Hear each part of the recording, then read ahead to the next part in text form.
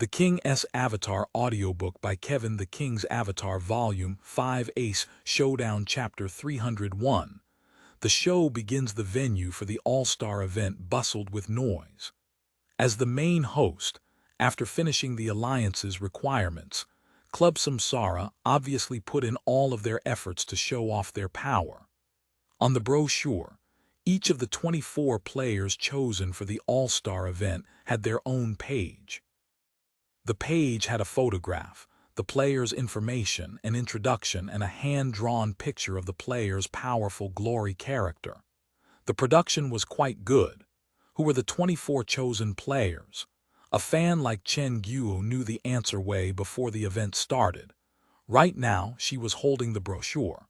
The more she flipped through it, the more excited she became, especially when she got to Suma Cheng's page. She was so enamored that she had even forgotten to move. Chen Guo had seen these types of all-star brochures before. Those times, Ye Xiu would certainly be beside Suma Cheng. Except his photo would always be a shadow, making him look like an enigma. This time, Excellent Era's new core member, Sun Xiang, was next to Suma Cheng's page. One autumn leaf looked as mighty as ever, but his owner had changed. These were the only two players that were chosen from Team Excellent Era. If the players were chosen based on the team's performance, then it would be very hard to argue for the dismally placed Excellent Era. Even though they were recently moving along a positive trend, it was still pretty much hopeless for them to enter the top 8. Suma Cheng's popularity had no relationship with the team. With her popularity, even if she was never put into a match, it was very possible that her fans would push her onto the All-Stars list anyways. As for Sun Xiang, he had only just transferred into Excellent Era mid-season. He had an extraordinary run with his previous team, Over the Clouds. He had led the very ordinary team into the top 8.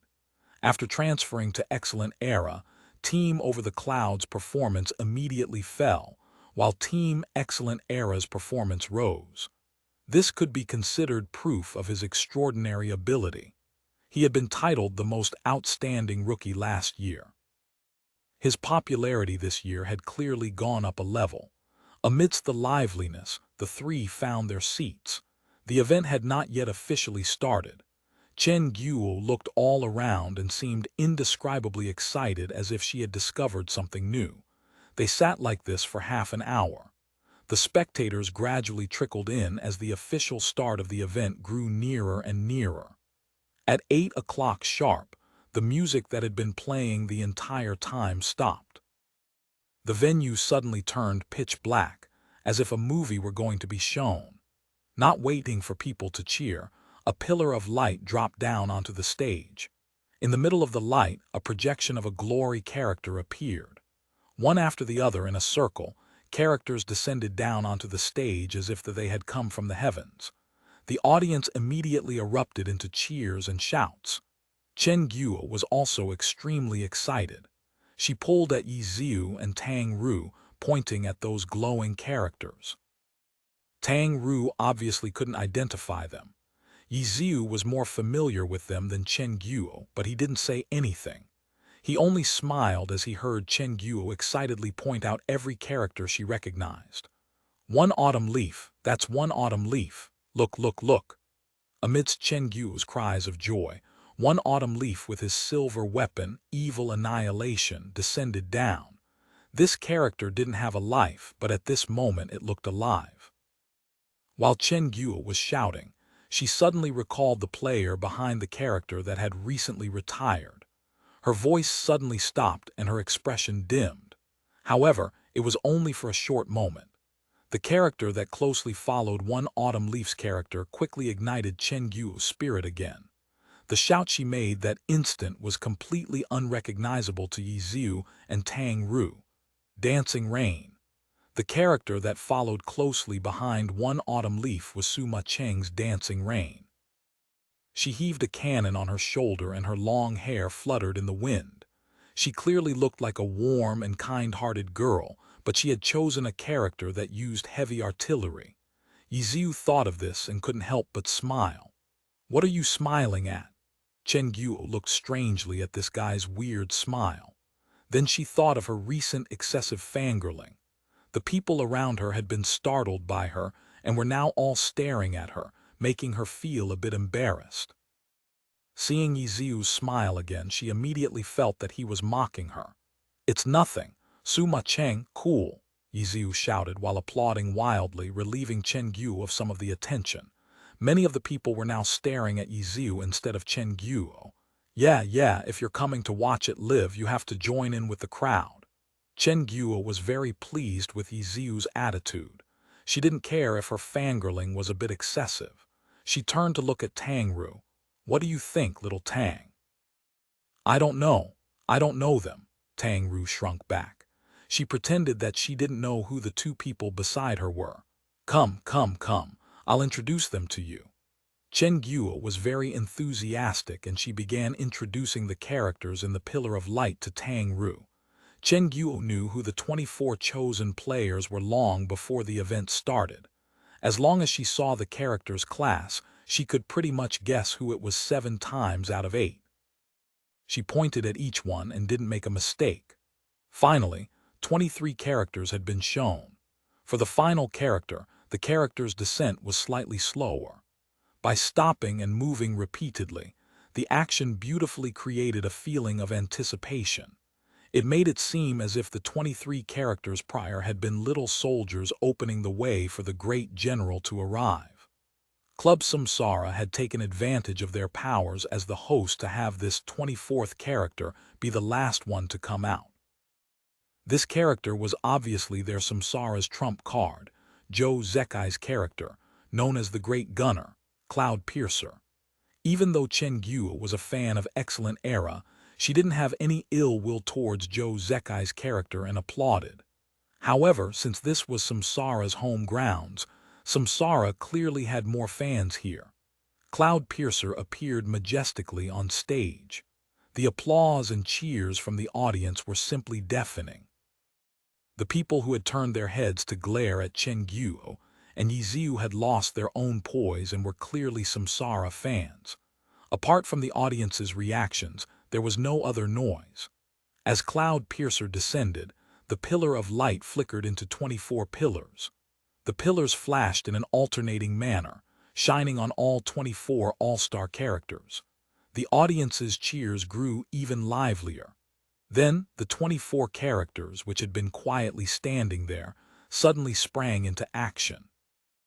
Dashing, attacking, dodging, jumping. The 24 characters displayed all sorts of movements.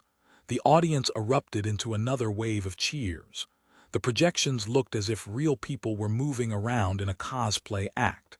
After they all performed a set of movements, the Pillar of Light suddenly dimmed, leaving the audience in darkness again.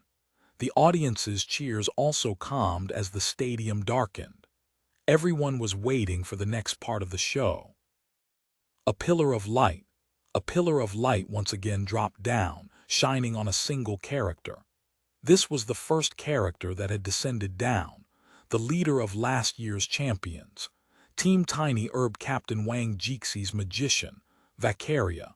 The audience wondered if the character was going to do something again. Then they watched as Vacaria hopped onto his broom and flew into the air. Vacaria turned his head in midair and lifted up his arms. The Pillar of Light followed as he flew, and the audience focused their attention onto the red potion bottle in his hands.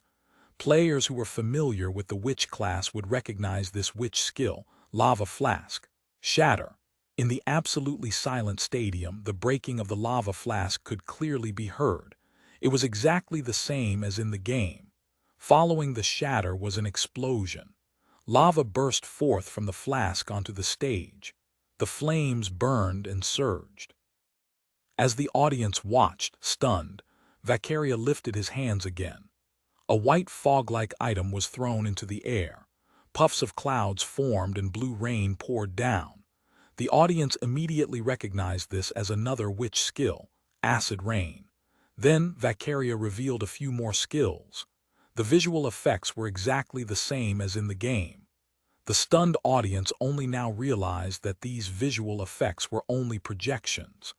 In that instant of realization, shouts and cheers erupted across the stadium.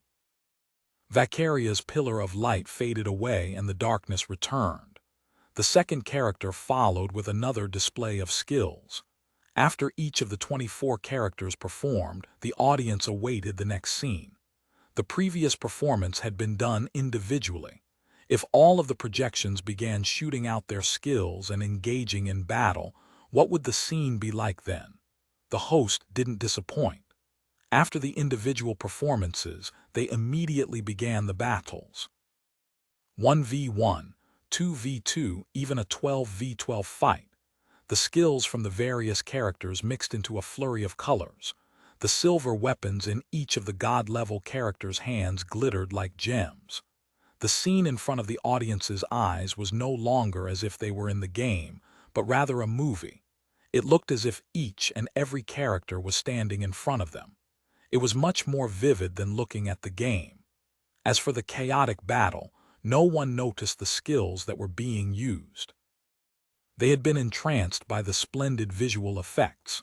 They hoped that it would never end, however, since these 24 characters represented the 24 all-star players.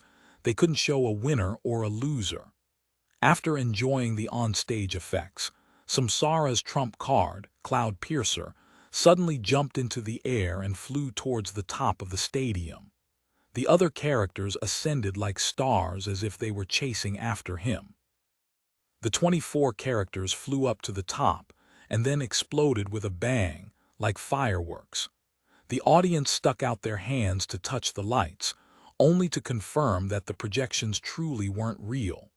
Soon after, the lights on the stadium lit up. The large screens hanging in the air broadcasted the images of real fireworks that had been shot into the air above the stadium. The host's voice boomed. This year's All-Star Weekend has officially begun. The King's Avatar Volume 5 Ace Showdown Chapter 302 Rookie Challenge Competition. The audience had their spirits excited by the opening. The fireworks that were going on outside, the commentator's commentary, and the highlight reel from the past year felt somewhat lacking comparatively. The audience still hoped that it would continue. Even if the opening repeated itself, they still felt that it would at least be more exciting than the current program. Amazing. Beautiful. This was the impression that the audience received from the opening. But for professionals like Ye Xiu, the stunning opening was no more than just that. What he wanted to know was whether those characters' movements had been planned beforehand or whether they were being controlled at the scene. If it was the latter, then this opening would be the mark of a new era. Utilizing projection technology to display Glory's matches, if that concept had truly become a reality, then the audience would be able to see projections of the map as well as the characters. The scene from the matches could then be shown to the audience. At that moment, not only the audience but also the players themselves would feel as if it were real. The scene. This was what it meant to be at the scene. While the audience was entranced by the opening, Ye Xiu had quickly thought about all of this. Such a change would affect the business more. With the development of the business, more attention would naturally come. This would then, in turn, attract more people to Glory's esports scene and increase the competitiveness of it. It would indirectly push the game forward. The use of this technology would become an important milestone in Glory. Even though Ye Xiu couldn't be certain, using it in the opening of the All-Star competition was already an indicator. Or perhaps the Alliance was doing it to test the technology. The All-Star competition wasn't an official match, but it would attract a lot of attention. There wasn't a more suitable place to publicly test it out. Would they still continue to test the new technology? Ye Xiu couldn't be more familiar with the All-Star competition's layout. On the first day, after the opening, the first event would be the Rookie Challenge competition. The participants for the Rookie Challenge competition didn't need to be chosen. As long as you hadn't been a pro for 2 full years, you had the qualifications to sign up. Afterwards, you would then be allowed to freely choose from non-rookie players and 1v1 them. The two parties usually wouldn't use their own accounts, but rather they would use two equally strong characters provided by the host to fight. This was clearly done to take care of the rookies. If they had used their own accounts, then the majority of the rookies wouldn't compare to the veterans' characters.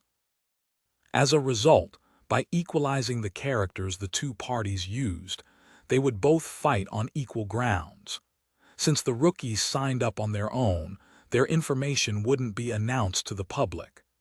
As a result, every year during the All-Stars weekend, guessing which rookies would participate was a huge part of the fun for the audience. The rookies' popularity definitely wouldn't be able to compare to the gods, but for Glory fans, as long as they were on the host's team, any of the team members would attract a huge amount of attention to them. Even more so, there were a few rookies whose names were quite renowned. This time's Rookie Challenge competition had quite a few rookies the fans were looking forward to, so everyone was filled with anticipation towards this challenge competition. At this moment, the host, who was only heard but not seen, finally announced the first participant in the Rookie Challenge competition, Team Thunderclap Die Yankee. When the name was announced, the applause from the audience wasn't too crazy, but it wasn't too quiet either. Die Yankee wasn't considered outstanding by any means among the rookies. If something had to be said about Die Yankee, then it'd have to be that she was a female player. For female players, fans always harbored a different type of anticipation and attention. That was why, when compared to the others at the same skill level, they received a bit more attention.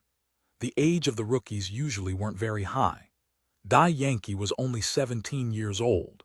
However, she was quite outgoing and wasn't afraid of going up on stage. As she walked on stage and became the focal point, she waved her hands to everyone and then announced in a loud voice who she would challenge: Ye Xiu.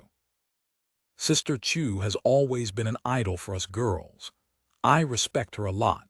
I'm using this opportunity to challenge Sister Chu, and I hope I'll be able to receive her instruction. Die Yankee's issue of challenge had been filled with reverence. She clearly wanted this battle to be a chance for her to greet her respected senior. Whether she lost or not wasn't important. The audience clearly wasn't too excited about this match and only gave her an applause as a sign of courtesy. And at this moment, Ye Xiu entered the stage from the players' seats. Players who had been called could not refuse the challenge, even if they had fought consecutively. And in the history of the event, the most tragic participant was Ye Xiu. At his very first All-Stars competition, he was the rookies' most respected player, as well as their opponent whom they most wanted to try and beat. That year, all 7 rookies who had participated in the rookie competition had chosen Ye Xiu. The final participant that went up no longer had a good reason to fight him and just simply said same. Ye Xiu had also created a record for the player to be called out the most in the Rookie Challenge competition. Whether it was in a single competition or the total times overall, he was the champion. Ye Xiu was also someone who had seen the stage before. After going up on stage, she naturally said a few warm words to her junior. The two then chose their classes, took the character accounts provided by the host, and headed to the competition stage. The two walked in opposite directions. As they walked farther and farther from each other, the audience finally noticed that in this year's All-Star competition, the competition stage wasn't set in the middle, but rather on opposite corners of the stadium. The audience felt a bit uncertain because of this, but Ye Xiu had noticed something. As the two walked to the competition stage, the display screen above the stage began to show the match interface. The entire stadium's lights dimmed. As the match was being set up, the empty space in the middle of the stadium began to glow. Not long after, along with the audience's shouts of astonishment, the map chosen by Die Yankee appeared in front of everyone's eyes. When the match began, the two characters emerged onto the two ends of the map. The audience had finally realized what was going to happen. In order to fit the entire map onto the stage, the projection couldn't be shown at a 1:1 scale. It had to be shown on a different scale. The two characters would naturally be affected, and their characters were smaller than the ones in the opening scene. Because of this, some of the details couldn't be seen clearly. The surrounding display screens played like they had in the past. However, at this moment, everyone's attention fell on the unclear projection. This is too amazing," Chen Guo said, stunned. Her reaction was the same as the audience's. The conjecture Ye Xiu had made earlier had been verified, and he understood that this was a new age for glory. However, it looked like the scaling seemed to be a big issue. The scaling was too small and couldn't be seen clearly. It didn't seem likely like it could replace the display screens, though this issue would most definitely be solved sooner or later. While the audience was still astonished by this, Ye Xiu and Dai Yankee had already met. They hadn't chosen to do any sort of special movement and simply met with each other in the middle of the stage in the fastest way. Afterwards, the two politely asked whether the other side was ready in the chat box, and they began to fight. By looking at both the display screens and the projection, they discovered that the projection synchronized perfectly. No one cared at this moment who would win or lose. They had been completely captivated by the new competition display.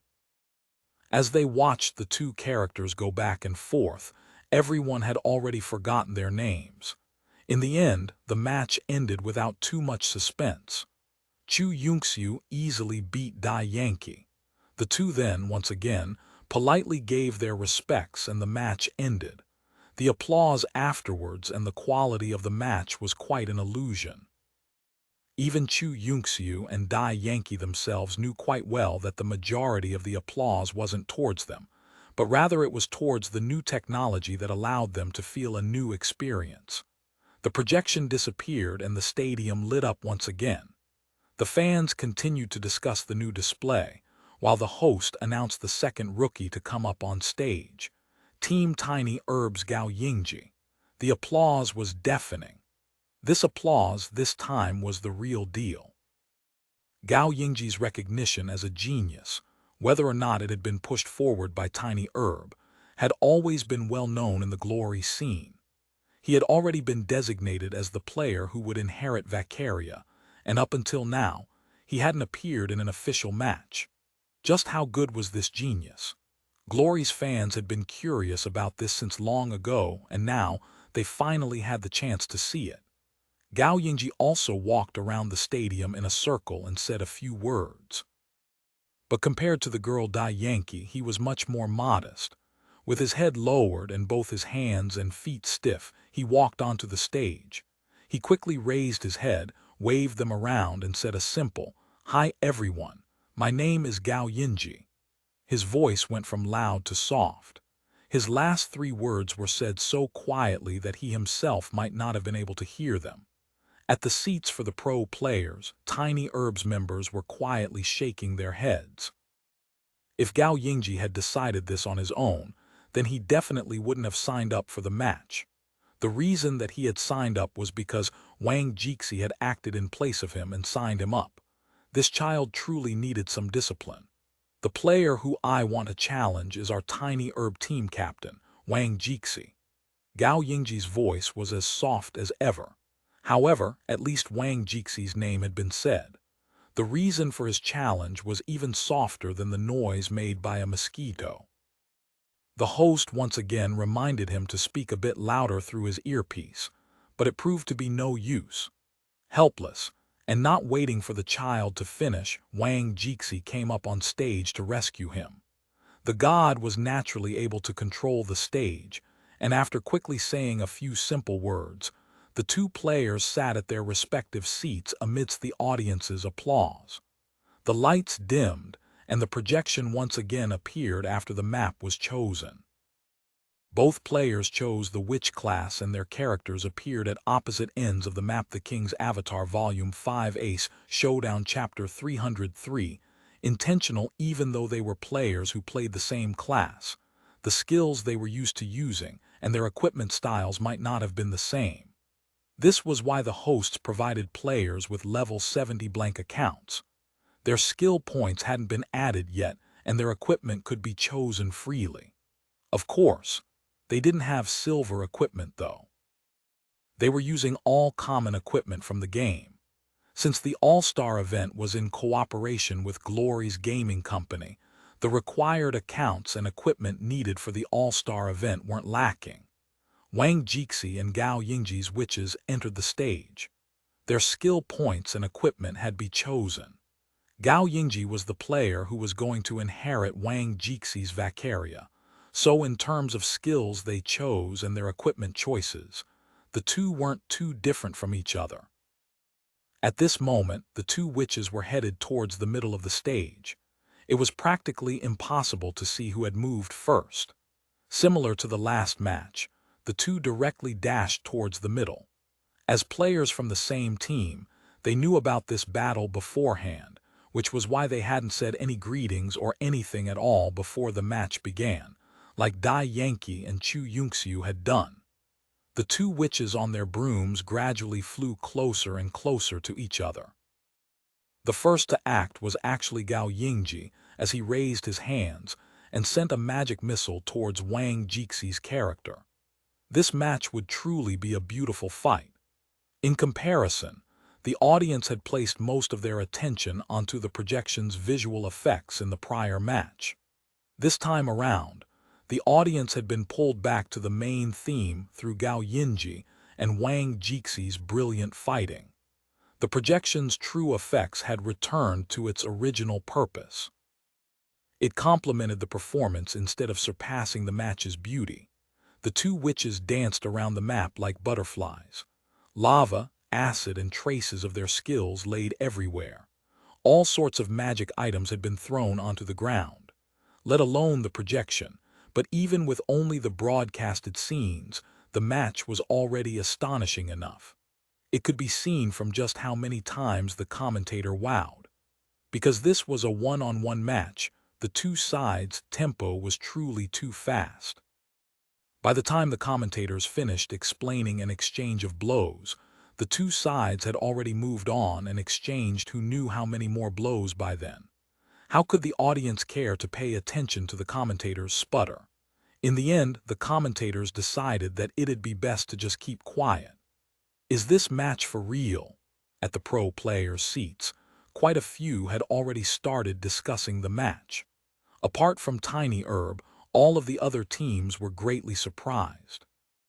Not only players from the same team, but even players from different teams rarely fought so seriously at an All-Stars event. Simply speaking, this was only a show planned by the Alliance. It was said to be a rookie challenge, but in reality, very few rookies would refuse to allow the old generals to leave the stage with their heads held high. There also weren't any old generals who would go all out against a rookie. For example, Dai Yankee and Chu Yunxiu's battle was a perfect example. Everyone politely did their act and that was it. Currying a senior person's favor may not be something rookies understood, but there were always people who would remind them. But in Gao Yingji and Wang Jixi's match, since both of the players were from the same team, the two unexpectedly fought so seriously and intensely. For the senior, if the senior won too hard, it would feel as if the big were bullying the small. But if the senior lost, then that'd be even more embarrassing. And as for the rookie didn't have a lot of experience in the Alliance. If the rookie refused to let the senior leave the stage with his pride intact, then later on, if he were met with a revenge attack, then his development would certainly take a hit. Right now, Gao Yingji's opponent was his team captain. If the team captain were truly offended, then Gao Yingji's position within the team would be perilous. All of the pro players were discussing this and glancing over at Team Tiny Herb's members, but all they saw was that Tiny Herb's members looked on as if this was very normal. Those who were familiar with Tiny Herb's team members moved closer to ask what exactly was going on, but nothing came out of it. Tiny Herb's atmosphere seemed to be frozen. As the audience cheered and yelled, the battle grew even more intense. Originally, the two had been fighting at the center of the map, but now they had shifted to a corner. The two sides' health bars were about the same, but by looking at their characters' advances and retreats, the one at a disadvantage was unexpectedly Wang Jixi. It looked as if Gao Yingji's witch was chasing and attacking, while Wang Jixi was defending and retreating. Gao Yingji was called a genius, but since he had never gone on stage, no one knew how good he actually was. Previously, when the genius shyly climbed up onto the stage, quite a few had laughed in their hearts. But who would have thought that when the match started, after taking his character, he would immediately turn out to be so fierce? They watched the high-level battle and saw that Wang Jixi was actually the player who was being suppressed. Everyone's impression of him had immediately changed. Team Blue Rain had once stolen the food from the tiger, taking away Team Tiny Herb's championship title once, and ruining Tiny Herb's chances at being consecutive champions. The relationship between the two were like fire and water. Team Tiny Herb having such a talent wasn't good news for Blue Rain. The team members were turning their heads to talk in each other's ears about this Gao Yingji. "What do you think?" Team Captain Yu Wenzhou continued to watch the match. His head didn't turn as he asked Huang Xiaoshan. "The little kid's playing is extremely quick. He might even be above Wang Jixi and is using it to pressure him. But because it's so quick, openings sometimes appear. But these openings are only for an instant and are very difficult to catch. I think he knows about these short, temporary openings, but he just doesn't care and lets them be in order to increase his speed even further. As a rookie, how could he know to do this? Wang Jixi definitely taught him. Why does it seem more and more like the kid was specially taught to deal with me?" Huang Xiaoshan chattered a whole bunch. And Wang Jixi. Yu Wenzhou naturally filtered out all the rubbish in what Huang Xiaoshan said and only paid attention to the important parts. "His fame's about to get destroyed. I can't wait to call and congratulate him. Where's my phone?" Huang Xiaoshan began to search around. Just as he said this, the audience gasped in astonishment. The two characters each fired a violently strong attack towards each other. Neither side benefited and the two were blown away, flying. Soon after, they immediately grabbed their brooms and flew into the sky to fight in a flurry once again. The two characters had been fighting for a while, and their health bars had been dropping the entire time. In the beginning, it was hard to see who had more or less health, but at this moment, without much health left, it was clear who had the advantage. The player who was unexpectedly losing was Wang Jixi. In this match, the rookie Gao Yingji was unexpectedly winning, and was about to send out the final blow to his team captain. Gao Yingji was still a rookie after all and hadn't gotten any spotlight in an official match. Even though he was known as a genius, his popularity couldn't compare with Wang Jixi's. In this match, in terms of emotions, Wang Jixi had way more supporters. Those who wanted to see Gao Yingji win were only those that wanted to see an upset, or perhaps they just didn't like Wang Jixi. After seeing Wang Jixi losing, the entire crowd's atmosphere had become restrained. "This kid is pretty amazing," Chen Guo said to Ye Xiu and Tang Ru. She didn't care about Wang Jixi or Gao Yingji and didn't want to see an upset.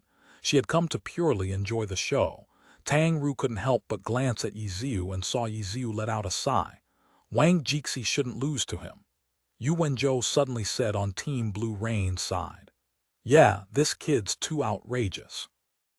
No rookie in our team would dare to act like that. He'd be put on cleanup duty for a month, no 2 months. Maybe 3 months. Yeah, 3 months sounds about right," Huang Xiaoshan said.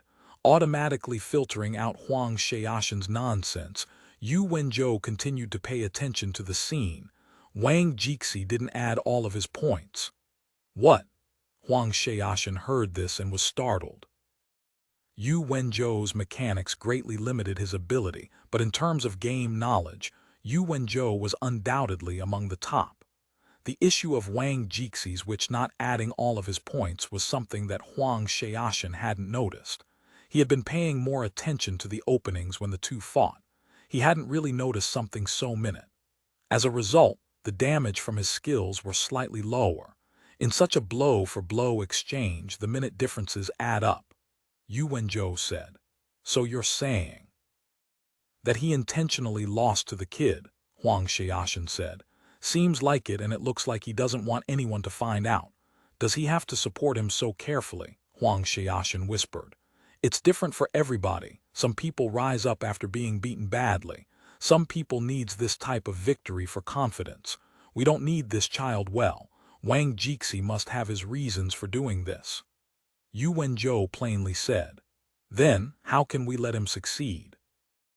Let's hurry up and expose him. Huang Xiaoshan said. Let's be nicer. In order to help him, Wang Jixi has already sacrificed a lot. Plus, it's risky. If we expose them, the opposite result might happen. The difference in skill levels definitely won't be large. It looks like only 2 skills are a level lower, that's all. To make the match so close is also intentional. Yu Wenzhou sighed. Huang Xiaoshan didn't say a whole bunch after hearing this. He finally said after a short pause, how confident. Did he not think we'd see through him? Yu Wenzhou only chuckled. He then turned his head to ask, did Ye Xiu come? How would I know? Huang Xiaoshan said. He also turned his head, except he did it towards Excellent Era's side, towards the beautiful girl there. He pinched the 2 fingers on his right hand together and put it in his mouth, letting out 2 shameless whistles. Excellent Era's players looked over.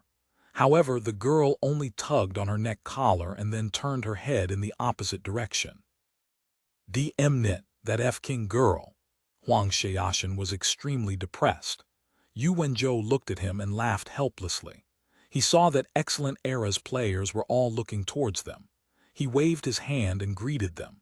Excellent Era's players waved their hands back, confused.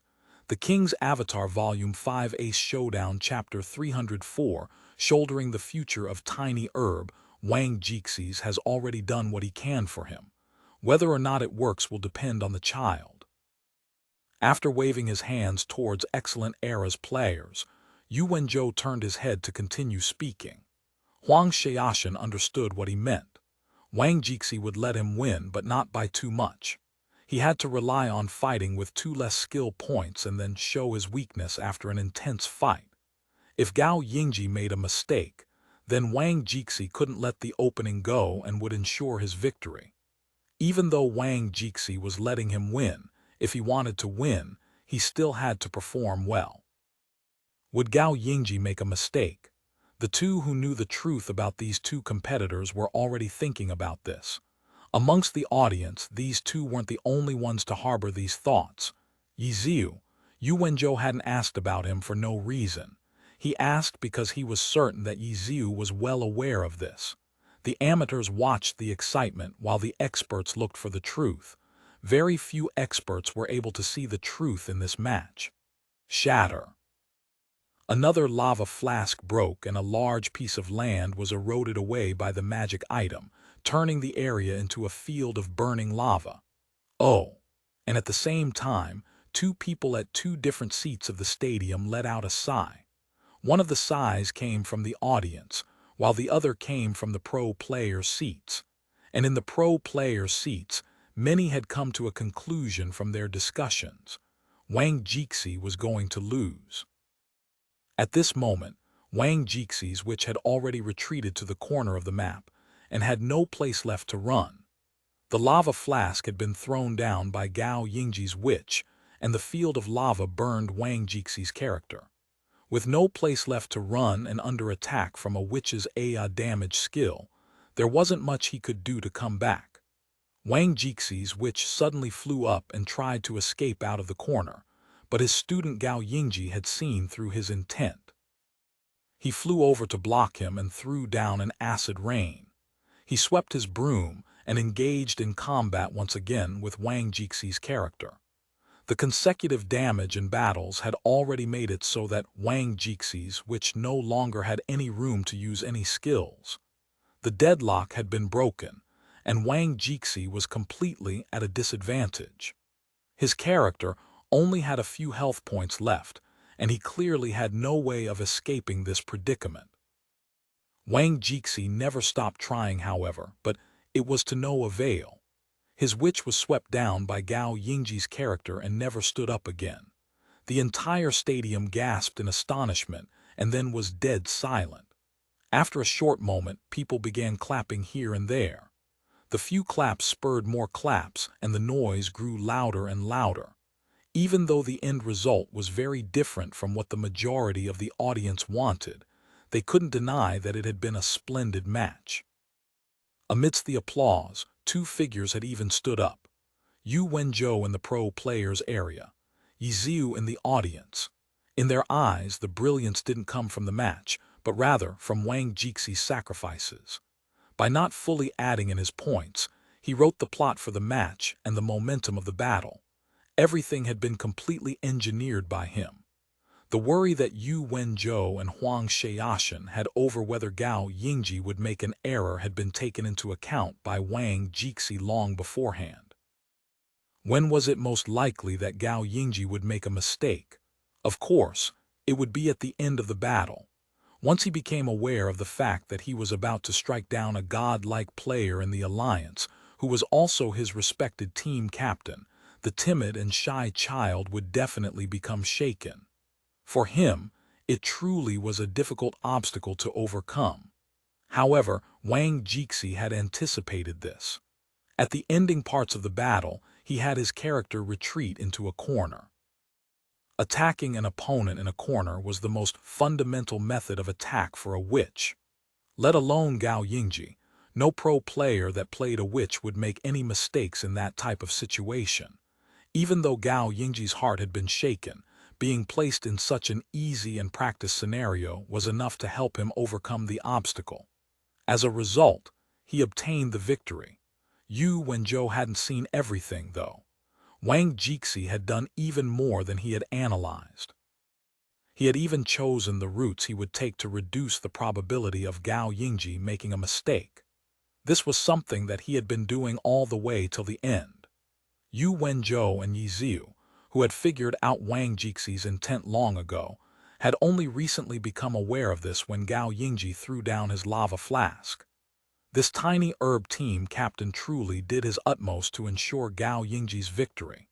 He had succeeded, and his brilliant sacrifice had won the two gods sincere applause. "What a brilliant match," Ye Xiu said to Chen Guo. Chen Guo was also applauding, but she couldn't quite understand why Ye Xiu would suddenly stand up like that. She had originally believed that it was because her ability to appreciate the match wasn't good enough, and that she wasn't able to see just how brilliant the match was. But when she looked around, she saw that among the audience, besides Ye Xiu, no one else had jumped up so enthusiastically. Many of the people surrounding them were already giving him gazes of doubt as if they were looking at a noob. "Brilliant, brilliant. It sure was brilliant. Hurry up and sit down," Chen Guo said while pulling on Ye Xiu. But Ye Xiu unexpectedly stayed standing and refused to sit down. Chen Guo pulled down twice, but he just wouldn't budge. Helpless, all she could do was to sit sideways, learning from Tang Ru and using the "I don't know him" technique. On stage, Wang Jixi and Gao Yingji had already left their playing platforms. Gao Yingji had returned to his shy look, walking out with his head lowered. The surrounding applause made him feel as if he were in a dream. What just happened? He couldn't believe it.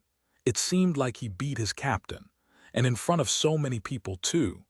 He had been told to sign up for the All-Stars challenge by his captain, and challenging his captain was also his captain's idea. Being in a match, where victory or defeat wasn't important, and wanting to feeling the stadium's atmosphere, was something Gao Yingji felt he should experience. That was why he had agreed to the captain's orders. And then, the team captain required that he had to pretend that he was playing in the finals and had to go all out. Gao Yingji did as he instructed, but to have actually beat his team captain was something he would have never imagined.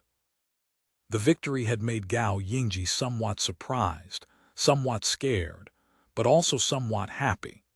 When he walked to the middle of the stadium and faced his team captain, Wang Jixi, the feeling of fear took over Gao Yingji. He had heard of the unwritten rules of the rookie competition from his seniors before, but his captain had told him to go all out, so he went all out because, in his heart, he felt that going all out wasn't going to result in anything anyways. He felt like he didn't even have a 1 in a millionth chance of beating his team captain. But he had done it, and now that he was standing in front of his team captain though, thoughts of what his seniors had told him of what not to do flooded into his mind. He immediately felt like he had let his captain down. In a stadium where millions of people were watching, to have beat his captain this. Gao Yingji's head drooped lower and lower. He was the winner, but his heart was filled with guilt and he didn't want to meet with anyone. Suddenly, his left hand was grabbed. He immediately looked and saw that he was holding his captain's right hand. And then he watched as his left hand was raised high up into the air, along with applause from all around the stadium. The instant his hand went up, the applause seemed to have become louder. "You played very well," Wang Jixi said. Gao Yingji was somewhat astonished because there seemed to be a trace of a smile on the captain's face. "You're going to be the one to shoulder Tiny Herb's future, Yingji." Gao Yingji heard the captain say this to him. In that instant, his surroundings seemed to have turned silent. He saw the captain let go of his hand and slowly walk off the stage. When he regained his composure, he was already the only one on stage with his arm up in the air, receiving the applause from all around the stadium. "Do you think Wang Jixi is mad? To be beaten so embarrassingly by some little kid in his own team?" Chen Guo whispered when she saw Wang Jixi leave Gao Yingji alone on stage. When Ye Xiu heard this, he just smiled. The less people knew about Wang Jixi's motive, the better. The second match of the Rookie Challenge ended and Gao Yingji left the stage soon after. However, the news of Tiny Herb's genius beating his team captain, Wang Jixi, had already become the headline story. In their eyes, there was nothing more worth seeing in the Rookie Challenge competition. Right now, the reporters were trying their hardest to get an interview, but the Rookie Challenge competition wouldn't stop because of this unusual occurrence. After Gao Yingji left the stage, the host announced the next challenger, Tiny Herb team member Caio Yifan. The audience was in an uproar. The challenger was a completely unknown player. Not just them, but even in the pro circle, they were all whispering in each other's ears to find out who this person was. "Who is this? Who is this?" Chen Guo was also unsure. Tang Ru quietly looked at Ye Xiu and all she saw was a completely calm face. A youth stood up from Tiny Herb's seats. Amidst his team's indifferent gazes, he walked onto the stage. The whispering didn't stop, but the host continued to follow the program. Caio Yifan wishes to challenge the owner of the #1 Phantom Demon, Sobbing Ghost, Team Void Captain Ye Xiu. This time, the audience and the pro players weren't too surprised. The targets in the Rookie Challenge were usually these types of ace players. However, Caio Yifan's own team Tiny Herb, on the other hand, was in an uproar. The King's Avatar Volume 5 Ace Showdown Chapter 305. Exceeding everyone's expectations, the Rookie Challenge competition was completely up to the rookie. Signing up didn't have to be done through the club or the team. However, rookies usually gave their team a heads up beforehand. Clubs would sometimes publicize their rookies and would also sometimes ask their rookies to sign up. Caio Yifan obviously didn't belong to the latter. With a genius like Gao Yingji, if the club was going to publicize a rookie, it most certainly wouldn't be him. Participating in the Rookie Challenge competition was Caio Yifan's own idea. He had given the club a heads up, but everyone was just surprised, that's all. For someone like him to participate in the Rookie Challenge competition, he was somewhat overestimating his abilities. This was what everyone was thinking about, and it was something Caio Yifan had thought about too, but it hadn't changed his decision. It was just when the news got to the captain, he still felt somewhat uneasy. If the captain didn't support his decision and he was still going to be stubborn about it, then even though the rules said that no one could stop him, his future in the club might be gone. However, aside from the rookie challenge competition, there was no other chance for Cao Yifan to appear on stage. This was his only chance and he hoped that he'd be able to seize it. He had succeeded. Team Captain Wang Jixi didn't have any objections to his decision, and he wasn't treated coldly, like how the other team members treated him. Wang Jixi simply gave him the attitude a team captain should have by giving him a few words of encouragement, and hoping that he would perform well and learn. "I will." Cao Yifan was very excited. Afterwards, he prepared for this day the entire time.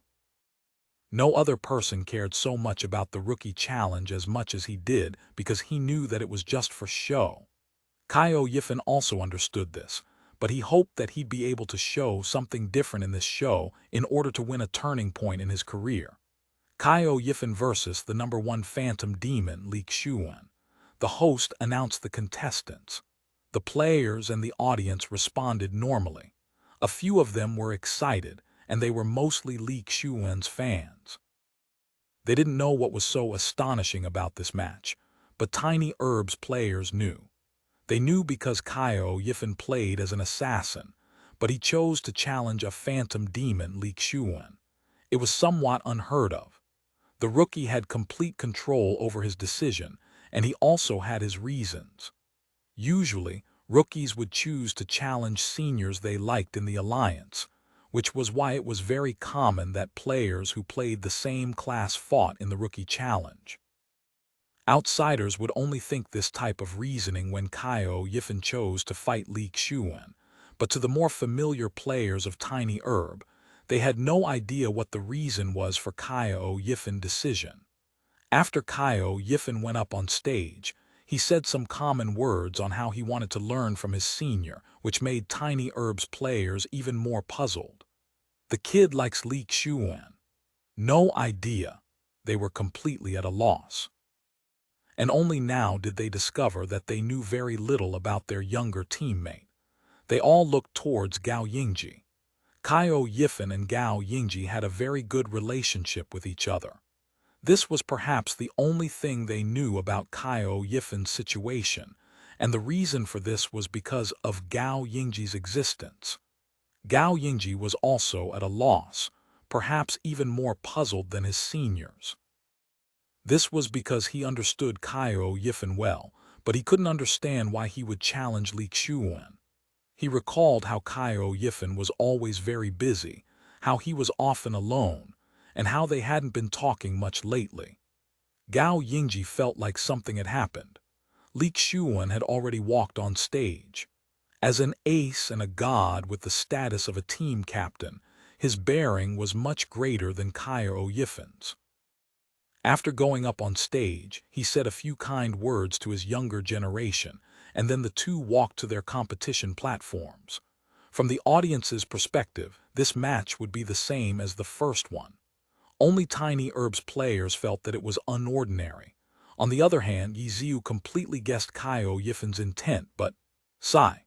Ye Xiu let out another gentle sigh, which had coincidentally been seen by Tang Ru again. Another sigh. Tang Ru muttered in her heart. In the last match, she had seen Ye Xiu sigh, but she hadn't seen anything worth sighing for in that match. And in this match, he sighed once again. Cao Yifan. Tang Ru obviously recognized him as the one who played with them as 1-inch Ash because when they partied together, he didn't hide his name. Then did Ye Xiu's sigh mean that Cao Yifan couldn't win? Tang Ru was a new glory player through and through. Chen Yu knew that the All-Star Weekend was more for show than it was for competition, especially the challenge competition. However, she hadn't thought of explaining this to Tang Ru, who thought it was a serious competition. At this moment, since she knew the player, she was hoping for the youth to win. But Ye Xiu's sigh made her aware that her hopes would probably fall through. The map had already appeared on stage. The two players chose their characters, added their points, and then chose their equipment. Soon afterwards, they entered the match. Ye Xiu choosing a ghost blade wasn't a surprise to anyone. Caio Yifan choosing the same ghost blade wasn't a surprise to anyone except for Tiny Herb's players. What's the kid doing? Everyone was puzzled again. He's going too far, Tiny Herb's teammate Xiao Yun said. Luckily no one knows that he doesn't actually play ghost blade, right? The female team member Liu Fei said. The rookie challenge was more of a show, but the rookie had to show his respects too. Challenging a god with a class that he didn't even play was simply too disrespectful. After seeing Caio Yifan choose a ghost blade, even Captain Wang Jixi wrinkled his brow. However, what Liu Fei said wasn't wrong. Besides their Tiny Herb players, no one knew that Caio Yifan played as an assassin. The audience probably didn't even know who Caio Yifan was. On stage, the match quickly began. Just like the first and second matches, the two sides headed straight for the middle of the map. The match's map was a ruins map. There were a lot of walls and the terrain was quite good for ghost blades to perform on. This type of terrain allowed for the player to hide themselves behind something, throw down a ghost boundary, and then lure the enemy into the boundary. This was a very common tactic among phantom demons. In a duel between ghost blades, the duel was very rarely a battle between hand speeds or mechanics. They often competed in decision-making, game knowledge, and dirtiness. As the #1 phantom demon, God Ye Xiu's abilities were naturally first class. The two sides closed in towards the middle of the map, but way before the two met, Ye Xiu's character halted. This halt just happened to be outside of the ghost boundary set by Caio Yifan's ghost blade. He then stepped over to the side twice and hid behind a wall. The audience could see the entire map, and they could see this very clearly. But if they looked at Caio Yifan's point of view, Ye Xiu's character had already disappeared. In the rookie challenge, the first to take action was unexpectedly the god-level character. The audience might not be too surprised, but the pro players understood very clearly that, in normal circumstances, the fatherly senior always gave the rookie the first move before showing off. But Ye Xiu, he snatched the first move. Ye Xiu wasn't someone with no style, but after seeing the match between Tiny Herb's members, he couldn't help but be a bit careful. The previous match had clearly been a real fight, and Tiny Herb's rookie had been merciless even to his own team captain. In this match, how could he dare consider this a show like the first match? Even though the rookie in front of him wasn't a genius like Gao Yingji, who knew if he was Tiny Herb's secret weapon. Perhaps they wanted to use this rookie challenge to have this rookie step on him to make a name for himself. It couldn't be said that he was being overly suspicious since it was very reasonable. If any other senior had come up, they probably would have thought the same way too. However, even so, they might still maintain their style. But Ye Xiu had no choice because phantom demons were extremely adept at controlling the field. If he fell into a disadvantage at the start and was controlled by the opponent, then turning the situation around was much harder to do than any other class. This was why Ye Xiu had to be the first to act. Losing a bit of style in the opening was still better than Wang Jixi's losing to a rookie. After Ye Xiu's character hid behind the wall, Caio Yifan immediately stopped as well. The field paused for a moment like this. In a competition between knowledge and decision-making, the match would sometimes be dry and dull like this. The parties would constantly stop in order to make an assumption about the other side's intent. Right now, the two hadn't even fought, and yet the situation was already like this. Behind the wall, Ye Xiu's character didn't move. Caio Yifan's character took a few steps, crouched, and then continued to slowly move. Crouching made the character's movement slow, but there wouldn't be any noise from his footsteps. Of course, that depended on the terrain, but it was definitely the case for this map. Li Xiuwen's character stuck to the wall as if he was focused on trying to hear the other side's footsteps. The short pause between the two had cut off. Now, the two were inching closer. Even though the audience could see it all, it was still nerve-wracking.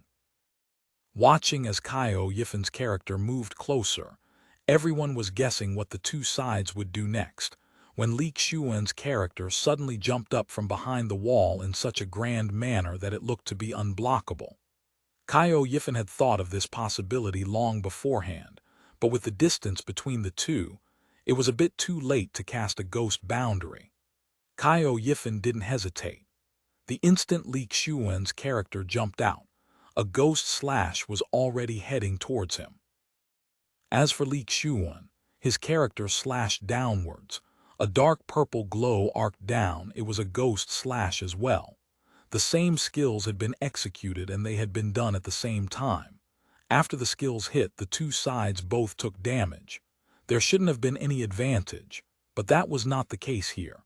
After the two skills flashed and then faded away, Caio Yifen's character flew backwards, but Li Xiuwen's character stepped forward like an arrow. He turned his hands over with a moonlight slash and launched his opponent into the air. Ah! Everyone cried out in astonishment. With just one move, the opponent was launched into the air. Things didn't look good. The experienced pro players had already figured something out. Li Xiuwen's Ghost Blade wasn't his specialty Phantom Demon.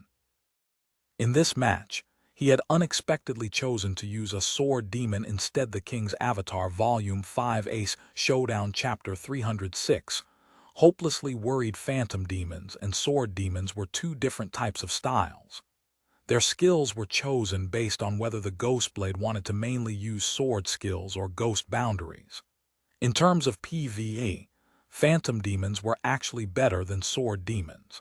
But in terms of PvP, Sword Demons were clearly the winner. This was especially true in a 1v1 PK, where Phantom Demons were publicly accepted as a weaker class. Even for Li Xiuwen, the user of the #1 Phantom Demon Sobbing Ghost, he rarely came out during the individual or group competition. This wasn't an issue of mechanics.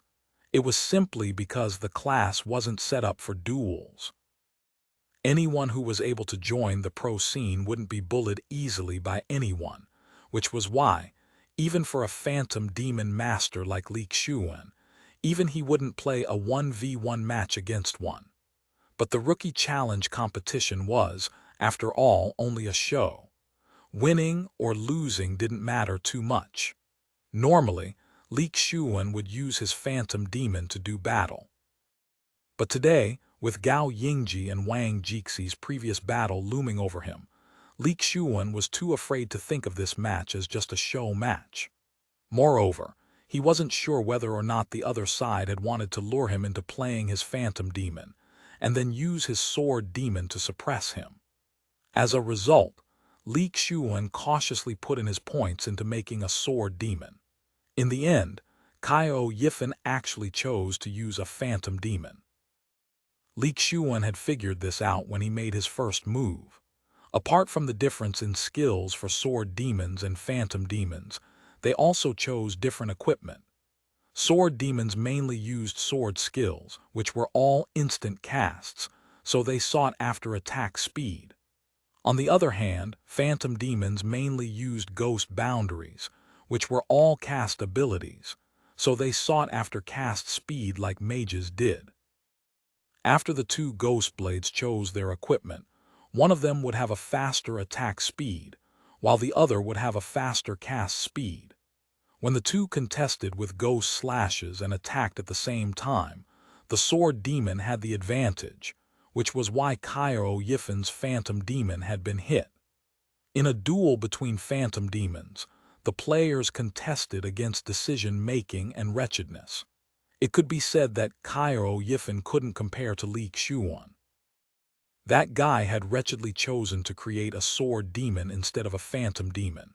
His hit had connected, but in Li Xiuwen's mind, even though he knew that the other side was a Phantom Demon, he couldn't relax just yet. Not just him, but these fundamental combos were already reflexes to him. When the Ghost Slash hit, the follow-up Moonlight Slash was practically done without any thought. As for Kaiao Yifen, he had studied the Ghost Blade recently and knew about this. The instant his attack hit, he realized that Li Xiu was unexpectedly using a sword demon. Kaiao Yifen was still a rookie after all. A lot of his thinking wasn't as deep as those veterans. He had originally thought that the other side would definitely pick a phantom demon against him. This sudden change instantly messed up his plans, and he had made a mistake because of it. It was also his very first time being on such a large stage, and he had initially been very nervous. The sudden difference between reality and what he had imagined caused his mind to turn blank. Moonlight Slash, Full Moon Slash, Ghost Claw into a sword boundary into an upward slash, a gore cross, and then another Moonlight Slash. Li Xiu was incomparably skilled with this combo. Sword demons mainly focused on sword skills and only learned a few skills from other swordsman classes, such as the Blade Master's Upward Slash, the Berserker's Gore Cross, etc. These low-leveled skills weren't learned for damage, but rather as links for combos to allow cooldowns to come off. Li Xiu didn't let up while comboing. This player wasn't a monster, so it wouldn't just passively take a beating while it was in the air. This was especially true for pro players, who practiced thoroughly in escaping from mid-air predicaments. But for phantom demons, no one was more clear than Li Xiu on what methods could be used in mid-air. He watched very closely and set up plans for dealing with whatever movements the opponent would make. However, in the end, he had done all that thinking for nothing. After being launched into the air, his opponent was just like an NPC. He didn't respond in any way and just flopped around, taking a beating. Li Xiu had even been able to complete the full combo. The audience went into an uproar. The long combo had caught everyone's attention, but the pro players were all looking at each other. A pro player being hit by a full combo was something that was completely unheard of. Was Tiny Herb's rookie that bad? It looked like he didn't even attempt to escape. Could he even be called a pro player? Even a normal glory player would randomly hit their keyboards and struggle, no, uncertain, bewildered, and disdaining. All sorts of gazes were sent towards Tiny Herb's players. Tiny Herb's players were all uneasy, too. Liang Fang, who had a more explosive personality, had already jumped up. What is Kaiao Yifen doing? His play is too embarrassing, no. It was true that the rookie challenge was just for show, and it was true that no rookie truly wanted to beat their senior, but going up there to act like a sponge really was too embarrassing. Sit. Liang Fang had only just vented his anxiousness when he heard his captain Wang Jixi coldly order him. Liang Fang immediately quieted down and sat down. He had a lot of words he wanted to say, but he didn't dare to speak now. Others who wanted to speak also quieted down. They also thought that Wang Jixi must be in a very bad mood right now. No one cared as much about Tiny Herb as their captain. If Kaiao Yifen really did lose like this, then it would definitely leave a black mark on Tiny Herb. The outsiders all cheered, while the insiders were puzzled. Li Xiu was one of the insiders. After completing his combo, the other side's health bar had dropped to half, but he was confused now. He had originally thought that his opponent would be like Gao Yingji with a fierce and godly skill, which was why he had made a sword demon to defend against him. But how could he have known that he was facing such a noob? The rookie didn't even know about such a fundamental skill like escaping from a mid-air situation. Against such a noob, no matter how brilliantly he won, his victory wouldn't look good. Yet he had actually been so wretched at the start. Right now, Li Xiu was starting to regret what he had done and was doubting that this Tiny Herb rookie had specially come out to defame him. But he also couldn't figure out why his opponent was acting like this and being so incomprehensible. Li Xiu was feeling a bit embarrassed. so he didn't follow up. After Caio Yifen's phantom demon was hit by the combo, he finally woke up. He quick recovered and then heard the applause from all around. His life had dropped to half, while his opponent was far away as if he didn't intend on following up. What am I doing? Wide awake now, Caio Yifen was somewhat angry. This was a battle that he had put careful thought into. His goal was very simple, to use the stage to show his ability. It wasn't just for Tiny Herb to see. He hoped that there would be someone in any of the teams watching who was like God Ye Xiu watching him, would see his ability and then let him continue playing in the pro scene. But the result, with just a small, unexpected change, he was immediately at a loss. Why was he such a lost cause? Sword Demon. So what? Was he so amazing that he'd be able to beat Ye Xiu if he had picked a phantom demon? All he had to do was perform. Why did it matter whether the opponent went phantom demon or not? After clearing his head, Caio Yifen discovered that he had been hopelessly worried. He had been anxious about things that weren't worth paying attention to. What he had to do was show his ability. That was it. He looked at his health bar and saw only half of it was remaining. However, he had finally cooled down. There's still hope, Caio Yifen quietly reminded himself. His phantom demon began to move. Ye Xiu's sword demon didn't move, though. Against a rookie who didn't even know how to get out of an aerial combo, he felt too embarrassed to act first. He was still puzzled. How was such a rookie scouted by a champion team like Tiny Herb? What was so special about him? Ye Xiu's attitude had completely changed. He had previously been worried over whether or not his opponent would eat him, but now he was only curious to see what the rookie had in him. Seeing that his opponent was moving again, he stood still and began looking forward to see what was to come. This type of attitude was normal for a rookie challenge. Caio Yifen's phantom demon rushed forward, and when he reached a certain distance, he let out a purple slash. Ye Xiu smiled and raised his sword to do the same. Even though he had acted slower, he already grasped the two sides' attack speeds. He was slow, but his attack still reached his opponent first. He hadn't expected his opponent to suddenly cancel his ghost slash. His opponent rolled forward, dodging Ye Xiu's ghost slash, and was going to take advantage of Ye Xiu's not yet finished ghost slash animation to close in two positions. Following right after, the tip of his sword glowed, but it wasn't a sword attack. White-blue ice crystals formed on his blade. He was preparing to cast an ice boundary. Oh! Ye Xiu understood Caio Yifen's intent, but he didn't panic. After finishing his ghost slash, he immediately jumped. The ice boundary had already begun to condense. The sword demon raised his sword with both hands and swung down with the blade master skill, falling light blade.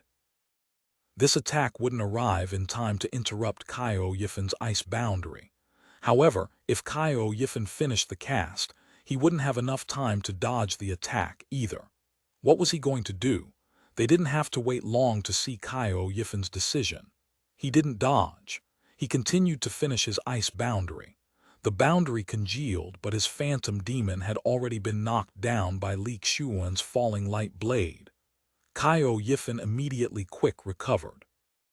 Then Caio Yifen heard a bow sound and he suddenly felt delighted.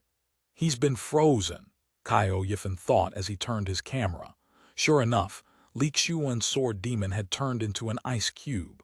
Caio Yifen didn't delay and immediately sent a slash. Bow! Another sound came the same time the slash was released.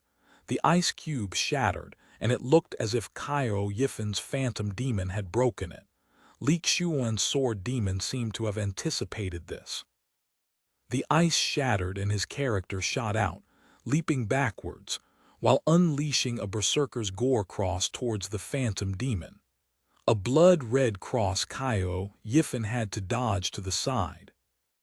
Even if he took the hit, he still wouldn't have been able to close in on his opponent, because the gore cross had a slight knockback effect. The King's Avatar Volume 5 Ace Showdown Chapter 307. Dazzling stage Caio Yifen's character rolled diagonally, and it looked like he had made his way through the empty space beneath the blood cross. His dodge had been extremely dangerous.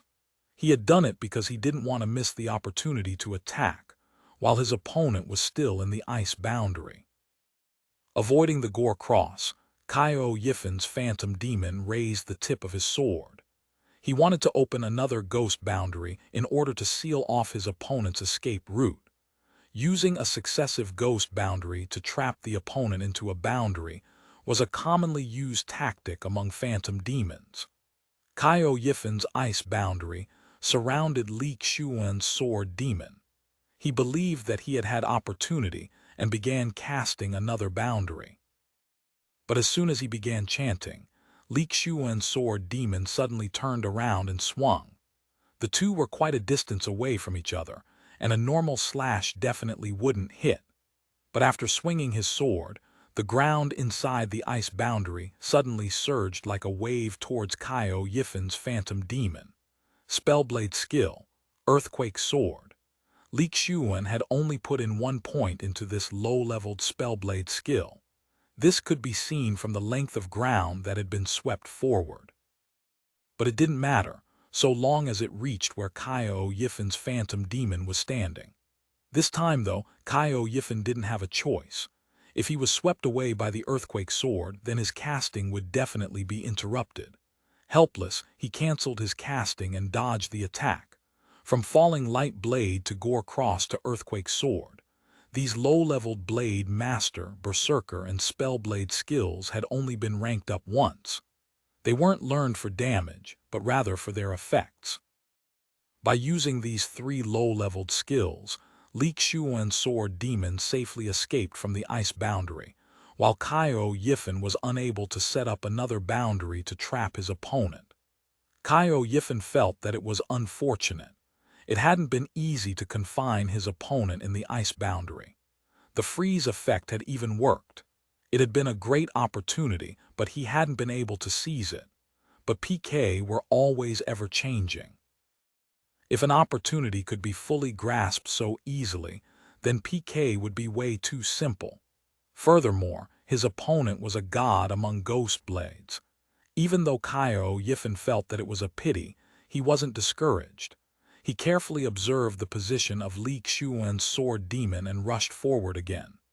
Ye Xiu wasn't alarmed in the slightest, however. With just that single exchange, he fully grasped Caio Yifen's ability. His performance had been orderly and methodical, but it couldn't be said that he was extremely skilled. Seeing Caio Yifen rush forward, he didn't hurry. Instead, he casually set up a sword boundary. Caio Yifen looked and immediately came to a stop. He wouldn't let himself enter his opponent's boundary. Standing outside the boundary, he began to chant. Purple flames jumped up from his phantom demon's blade, congealing into a flaming figure. He had cast a flame boundary. With the ghost out, numerous dark purple fire ghosts leapt into the area within the boundary. The ghosts scattered around as if they were looking for a target to burn. The flame boundary had been cast inside Ye Xiu's sword boundary. The 2 boundaries overlapped. However, Ye Xiu's sword demon had already jumped backwards and didn't set foot into the flame boundary.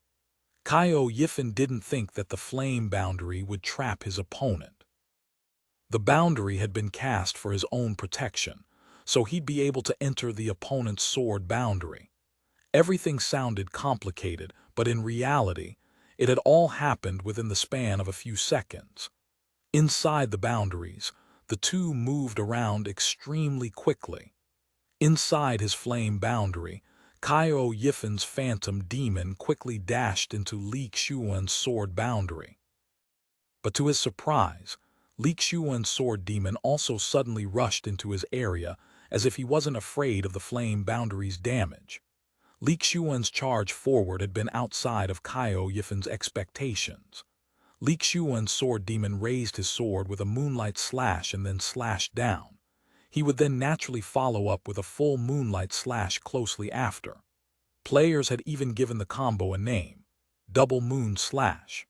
Caio Yifan didn't have the time to defend, and the two strikes connected. The damage from a sword demon strike buffed by a max-leveled sword boundary was quite terrifying. The health bar on Caio Yifan's phantom demon went down a chunk, but he immediately stood back up with a quick recover. The opponent had rushed into his flame boundary. It was another opportunity for him, but the audience could see the situation more clearly than he could. The instant Ye Xiu's sword demon rushed into the flame boundary, those dark purple flame ghosts immediately pounced at him. In that short interval, Ye Xiu's sword demon had used the double moon slash and then leapt back. Even though those flame ghosts were quick, they hadn't been able to hit him. Ye Xiu's sword demon had escaped from the flame boundary. The audience cheered wildly. Going into the flame boundary without being entangled by the purple flame ghosts was undoubtedly a testament to his extremely precise mechanics and decision-making. Ye Xiu deserved to be called the #1 phantom demon since no one else had a deeper understanding of these things than he did. When Caio Yifan got up, he saw that Ye Xiu had escaped from the flame boundary. This time, he was surprised. At the same time, he faintly felt that he had failed to consider a few things when he had made his decision. Ye Xiu retreated and stopped moving again. He was waiting for Caio Yifan to move up. He had entered his persona now and had completely taken this match as a teaching opportunity for the new rookie. He hoped to be a bit more stylish and more technical in order to erase the audience's previous impression of him as wretched and without style. Caio Yifan no longer had a way out and could only move forward. He used the terrain, pathing, and his character. Dual chain boundaries, triple boundaries. Caio Yifan used everything he knew, and without any mistakes either. Everything he did had been done 100%. However, it was no use. Every strategy he used was crushed by Ye Xiu. From the audience's cheers again and again, Caio Yifan could tell that they weren't towards him. His health continued to drop. After all these exchanges, he hadn't even been able to take off a fifth of Ye Xiu's health. Caio Yifan was at a loss again. The first time was because he had panicked after encountering something unexpected. After adjusting his attitude, he resolved that panic feeling. But this time, he felt completely powerless. Caio Yifan was already at wit's end. All of the tricks and tactics he employed were all useless. None of them had made a difference. Every single one of his plans was destroyed by a single move from his opponent. The only thing that had happened with every exchange was his health bar depleting. And his opponent. Throughout these numerous exchanges, his opponent never made the first move. He didn't even dodge. He would always wait for him to rush forward.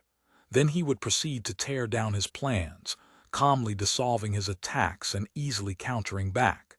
Even when there was an opening, he wouldn't combo him to death like he had done in the beginning. He would always let him go and have Caio Yifan continue. Beat his opponent. Caio Yifan no longer carried any hope of this fantasy. Even his ultimate goal of displaying his ability hadn't been achieved. His thoughts and intents had been completely seen through, and no matter how hard he tried, they never worked. His health was already red. In the next exchange, he was afraid that he would go down. Fight. At this moment, what else could Caio Yifan do? He once again focused and rushed forward. His fingers fluttered and his movements were quicker than before. His character quickly met with Ye Xiu's sword demon and he instantly set 4 ghost boundaries. His opponent. His opponent was once again standing outside of the boundary. He had been moving like this ever since Caio Yifan's first ghost boundary. His character constantly moved and slipped out from the small cracks in the 4 consecutively casted ghost boundaries. Caio Yifan felt hopeless. Movements he wasn't even able to do in practice had been easily accomplished by his opponent. Ye Xiu's sword demon pounced on him, and from his poker face, Caio Yifan felt like he saw a cynical smile. No, not 1 but 2, no 3, no, even more. Some he recognized, some he didn't. The sword light swept down. Amidst the cheers, Caio Yifen's phantom demon fell. Caio Yifen stood up from his platform dizzy. He knew that he had been completely crushed. Two pillars of light dropped down onto the two contestants. In the rookie challenge, both sides were given the same treatment. Caio Yifen walked down from his platform to the center of the stage. He saw Ye Xiu standing in front of him, full of smiles. Ye Xiu said a few words to him, but Caio Yifen couldn't hear any of it. He shook hands mechanically and then silently walked away from the stage. Behind him, Ye Xiu was waving his hands and calling out to the audience. Many of his words were in praise of Caio Yifen's performance, but Caio Yifen knew that these words were just common courtesy. The other side was only showing off his style. Praise didn't have anything to do with him. Even if he had just sat there stunned like he was in the beginning, Ye Xiu would still praise. "Not bad, you played very well." Caio Yifen walked over to his seat and saw his teammates. They were supposed to be the people he knew best, but they felt like strangers now. Caio Yifen ground his teeth. He didn't walk towards them and continued along the path past them. "Yifen," he heard someone call him from behind. He could tell that it was Gao Yingji's voice. He didn't stop and walked even faster. The stadium's lights were focused on the stage and were scattered sparsely around the audience's seats. In order to enhance the effects for today's projection technology, these unnecessary places were even darker. Gao Yingji chased after him, but it was already too late to find which direction Caio Yifen went. After reaching the exit, Caio Yifen couldn't help but look back. The stage was as dazzling as ever. It had been his first time going up onto such a beautiful stage, but he was afraid that it might be his last. The King's Avatar Volume 5 Ace Showdown Chapter 308 Opportunity goes to those who are prepared. The passageway leading outside of the stadium wasn't completely dark. There was still some light. Caio Yifen silently walked towards outside, but after going around in a few circles, he discovered that he had gotten lost. Caio Yifen didn't know whether to laugh or cry. He really was unfamiliar with these official stadiums. By himself, he couldn't even find the exit. He had met with a crushing defeat on stage. Aware that it was very likely that his career was about to end, Caio Yifen had walked away. Lost, he couldn't bear the aching in his heart anymore as tears began flowing out his eyes. Caio Yifen raised his arms, wiping off his tears. His heartache only drove his stubbornness, though. He refused to believe that he didn't even have the ability to find the exit. Wiping away his tears, Caio Yifen didn't try to find where he was and blindly pressed forward. "You were too reckless." Suddenly, a sound echoed out from the gloom. Caio Yifen stopped, startled. He then shook his head. This was just a passageway. What was so strange about hearing someone's voice? Thinking this, Caio Yifen took a step when he heard the voice again say, "I'm talking to you. Don't run." Caio Yifen startled. Was he talking to himself? He halted, turned his head, and saw a long shadow stretched out in the passageway. A person stood there, but in the darkness it was hard to see the person's features clearly. "Are you talking to me?" Caio Yifen didn't recognize him. "Yes." The person walked towards him while continuing. "I know what you're thinking. You wanted to use the stage to show to everyone your ability as a phantom demon, but you went too far with your opponent. No, you actually chose Ye Xiu. What were you thinking?" The person's voice echoed in the passageway. With this, Caio Yifen suddenly felt that, whether it was the person's voice or tone, they both felt familiar. He waited until the other side walked over. He saw his face clearly, but he didn't recognize him. Caio Yifen was still puzzled as the other side finished talking. Caio Yifen replied with a complete loss. "I want to play as a phantom demon, so if you were there to learn and you wanted to greet your senior, then choosing Ye Xiu would obviously be the correct choice. But if you were there to showcase your ability as a phantom demon, then Ye Xiu is the one person you don't want to choose." Caio Yifen stared blankly. On stage, he had felt that there were places where he hadn't fully considered. Now that he heard this, he suddenly came to a realization. In the entirety of glory, No one is more familiar with phantom demons than Ye Xiu. If you wanted to show your ability as a phantom demon in front of him, then of course you'd be restrained. You're displaying your slight skill in front of a master. How could you even be able to show a tenth of your strength? Caio Yifan understood. He completely understood. He had taken the line of thought that other rookies used in the rookie challenge and chose the expert who played the same class as him, Ye Xiu. But he forgot that his reasoning for participating in the rookie challenge was different than that of the others. He wanted to show off his phantom demon, but he ended up choosing the opponent who was most familiar with phantom demons. He had directly given himself the hardest obstacle there was. And besides, the other side continued, phantom demons are most valuable in a team. It's difficult to showcase your team awareness and mechanics in a 1v1 match like the Rookie Challenge.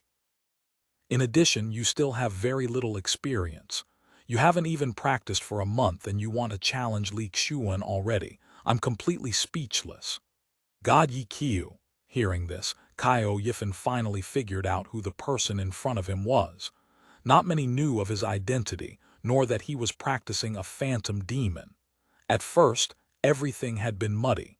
He only felt that the voice sounded familiar, but he just couldn't think of anything. Now that he saw that this person knew so much about him, he connected the two together and finally figured out the person's identity. Yeah, it's me. Ye Xiu nodded his head. He practically never showed himself in public, so the only pro players that did know him were those at a certain level. For players like Caio Yifan, who hadn't even participated in an official match, even though he was in the pro scene, he had never seen Ye Xiu's true face before. You don't need to doubt your ability, Ye Xiu said, but don't think that you'll be able to catch anyone's attention right now. There are quite a lot of people with potential, but if you want to be seen by a pro team, then you first need to have, at the very least, some substance. You're still very far from being an expert at playing a phantom demon, but you're still young. You still have time to continue practicing. Keep waiting for the opportunity to come. It's only been a month and you want to challenge the #1 phantom demon. Glory isn't as simple as you think. With this, Caio Yifan's face reddened. In the past, he had always thought that he was no good, but after hearing the god's encouragement, he suddenly had renewed confidence in himself. He had thought that if God Ye Xiu was able to see his potential, then others would be able to see it too. All he needed was a chance, a stage. This was why he had participated in the Rookie Challenge. He hadn't thought hard enough when choosing Ye Xiu as an opponent. He understood the reasoning now, but he wouldn't get wrapped up in it anymore. It was because his choice wouldn't have made a difference. Even if he had picked a different opponent, with only a month of practicing his phantom demon, did he really think that he'd be able to move a pro team's emotions with his ability right now? Ye Xiu wanted him to understand this. He wanted him to understand that his thinking had been too reckless. Caio Yifan's thoughts turned, and he quickly acknowledged this. He had never thought that he was as talented as a genius like Gao Yingji. Even Ye Xiu had never given him such an evaluation. He recalled their first meeting. God Ye Xiu had only told him that an assassin wouldn't be able to show his potential, and that a phantom demon suited him more. That was all. He still needed to practice. He needed to practice until the day he would truly glimmer. Caio Yifan wiped away the last tear from the corner of his eyes. The despair in his heart had suddenly been swept away. Because this time he finally truly understood himself. He finally knew where he was at. Opportunity, stage. It was still much too early to think of these things. Opportunities were left to those who were prepared. As for him, he wasn't even close to being prepared, yet he anxiously wanted to grab at an opportunity he thought looked good, which had only resulted in his falling. But from now on, Caio Yifan decided that he wouldn't think of all this. He just had to focus on practicing.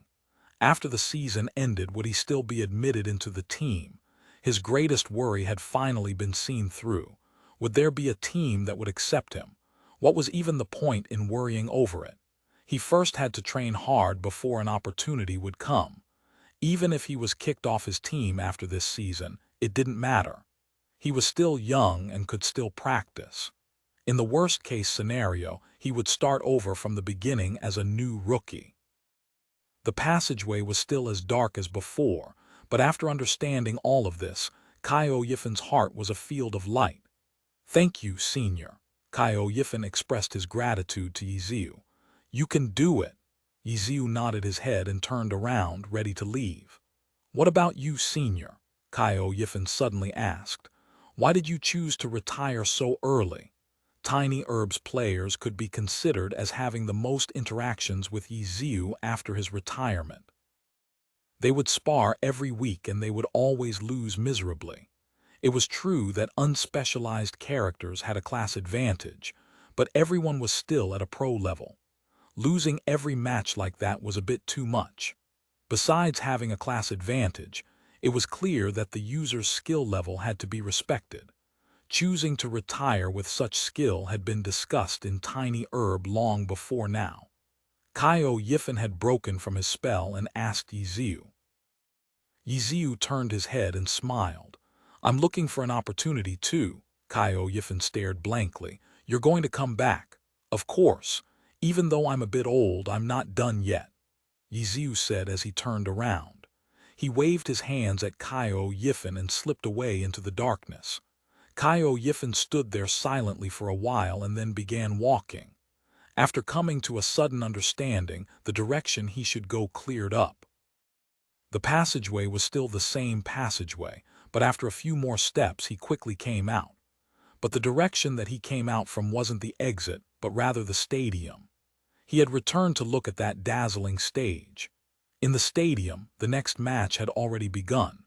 Because the characters in the Rookie Challenge were all temporary, the audience usually couldn't tell who the player was from the id, but in this round, the ids on top of the two characters weren't unfamiliar. DeLillo, 3 hits. These two were undoubtedly active characters in the alliance. In order to not let the veterans have an advantage in characters, they set up the rules so that they wouldn't use their accounts. But if the rookie wanted the veteran to, then the veteran could use his account. The rookie had clearly put out the requirement in this match. Tang Hao had been an unknown rookie in his first year, but after the summer passed, it was as if he had suddenly gained enlightenment. He took off in the competitive season and became a core member of Team 100 Blossoms after their captain Zhang Jiao suddenly retired. The only pity was that his brawler character DeLillo couldn't match his beautiful god-level performance. As a second-year rookie, Tang Hao still had the qualifications to be in the Rookie Challenge. With his not-quite-god status and also a rookie status, it was beneath him to join the Rookie Challenge. But Tang Hao had chosen to sign up, and he had chosen to fight against a player playing the same class, Lin Jingyan, and proposed the request for him to use his active account. The challenged veteran could not refuse. Lin Jingyan had no choice but to use what was considered the #1 brawler character, 3 hits. Tang Hao's purpose wasn't to show his respect, and it definitely wasn't to ask for advice. In the pro scene, although Tang Hao's name resounded far and wide, many regarded Lin Jingyan as the same. He was old but still vigorous. This challenge was a true challenge. Tang Hao seemed like he wanted to use this opportunity as proof of his superiority. This was because when he went up on stage to speak, Tang Hao only said 5 words. "The junior succeeds the senior." The King's Avatar Volume 5 Ace Showdown Chapter 309. The junior succeeds the senior. Caio Yifen watched the match as he felt his way back to Tiny Herb's seats. Yifen. Apart from Gao Yingji's shout of surprise, the others only glanced at him. If this was the past, Caio Yifen would definitely feel ashamed. But now, his attitude had already completely changed after going out and coming back. The team's cold treatment towards him was no longer important. As long as he had enough strength, he wouldn't need to worry anymore. "I went to the restroom." Caio Yifan smiled to Gao Yingji while quietly moving to Gao Yingji's side where his original seat was at. Tang Hao's challenging Lin Jingyan. He's being very disrespectful. As soon as he went up on the stage, he said that the junior would succeed the senior. Both of them are using their own accounts and both are truly sparked. While Caio Yifan sat down, Gao Yingji hastily told him the match's situation. Oh. Caio Yifan nodded his head and immediately focused on the match. He felt very grateful in his heart. He knew that his best friend wasn't just saying all of this to have him catch up on the parts he had missed. He had said all that to help distract Caio Yifan from his worries. No one would feel happy with the results of that previous match. Gao Yingji was a very shy person. He wasn't the type to directly say any consoling words, so all he could do was use this type of method to help Caio Yifan bring up his spirit. There was quite a bit of discussion among the pro players, and some of it made its way to Caio Yifan's ears. Everyone was discussing the current match. Quite a few of them were comparing it to the previous match between Gao Yingji and Wang Jixi.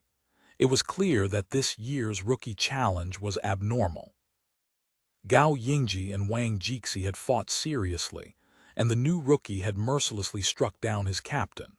Also, during this match, which had Tang Hao versus Lin Jingyan, everyone could tell that it would be another great match just from Tang Hao's attitude.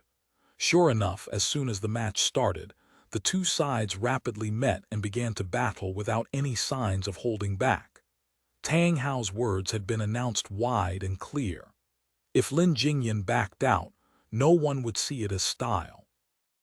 If he was going to back out, he would have to at least convince Tang Hao through fighting. Then, if he said something nice, that would be true style. However, this was just a theoretical situation. Tang Hao wasn't a normal rookie. If this was during any other time, this wouldn't only be considered a challenge by a rookie. In everyone's eyes, he was already at the same status as a senior. The Alliance did desire this type of challenge by a highly skilled rookie, though. Putting the rookie experience limit to 2 years had been a result of this consideration. Tang Hao's conduct wasn't consistent with the rookie challenge's intentions, but it was certainly eye-catching. This could be seen from the audience's loud cheers and shouts. The atmosphere right now was even more intense than it had been for any previous match. The reporters who had originally thought that nothing today would ever top the match between Gao Yingji and Wang Jixi had their spirits rekindled once again. It was true that Gao Yingji beating Wang Jixi had been surprising news, but the genius rookie himself didn't have a very suitable persona. How could he be more eye-catching than Tang Hao's "the junior succeeds the senior" words? The reporters were all appreciating the match. Quite a few of them had already started writing down things. The battle on the field was extremely intense, but any experienced glory player could tell that Lin Jingyan's situation was looking very bad. In his former years, he had been the king of brawlers, but it was already a fact that his condition had greatly fallen. Although his 3 hits was much stronger than Tang Hao's DeLillo, in a direct match, he was still much worse overall. Tang Hao's play was quicker, and he was practically always on the offensive. Lin Jingyan's reaction speed and mechanics were no longer as acute as they were before, and he was only barely keeping up through his experience. He knew that for this match, there was no point in talking about any style for winning. Leaving the match as a whole was already looking like an extravagant hope. His only hope was that Tang Hao would make a mistake. It wouldn't be surprising if someone, who had only been playing as a pro for 2 years, made a mistake. The efficient and shrewd Lin Jingyan tried his hardest to keep up. As time went on, he hoped that he'd be able to catch Tang Hao in a mistake and counterattack. He truly wasn't capable of clashing directly with him anymore. Lin Jingyan had already carried out every method he knew, but things never turned out the way he expected. Tang Hao had obviously made a few mistakes, but his reactions had been faster and he made up for it quickly, too. Half of these openings were seen by Lin Jingyan, but he wasn't able to seize any opportunities and could only watch as Tang Hao closed the openings. Aside from these, there were those he was able to seize, but the damage he returned couldn't even compare to Tang Hao's repeated fierce attacks. Lin Jingyan knew that he was too slow. He saw many openings, but he wasn't able to capitalize on them. Tang Hao's quicker hands were always able to dissolve his counterattacks. Was there no chance? Many thought this way. However, the veteran's perseverance wouldn't let him give up. Lin Jingyan persevered and continued to wait for an opportunity. Until the very last second, no one would know of the result. Perhaps a huge mistake he could capitalize upon would come. It was still too early to give up. So the match continued. The junior succeeds the senior. The main theme was being displayed beautifully right now. Tang Hao and Lin Jingyan weren't home players, so there was a clear divide between the fans. After all, Tang Hao wasn't someone like Gao Yingji and Caio Yifan who hadn't participated in an official match. His godly performance in the season had quickly helped him gather quite a few fans. The match's situation could be seen from the two sides' supporters. On Lin Jingyan's side, the fans were encouraging him, and Tang Hao's side, his fans were already yelling like crazy.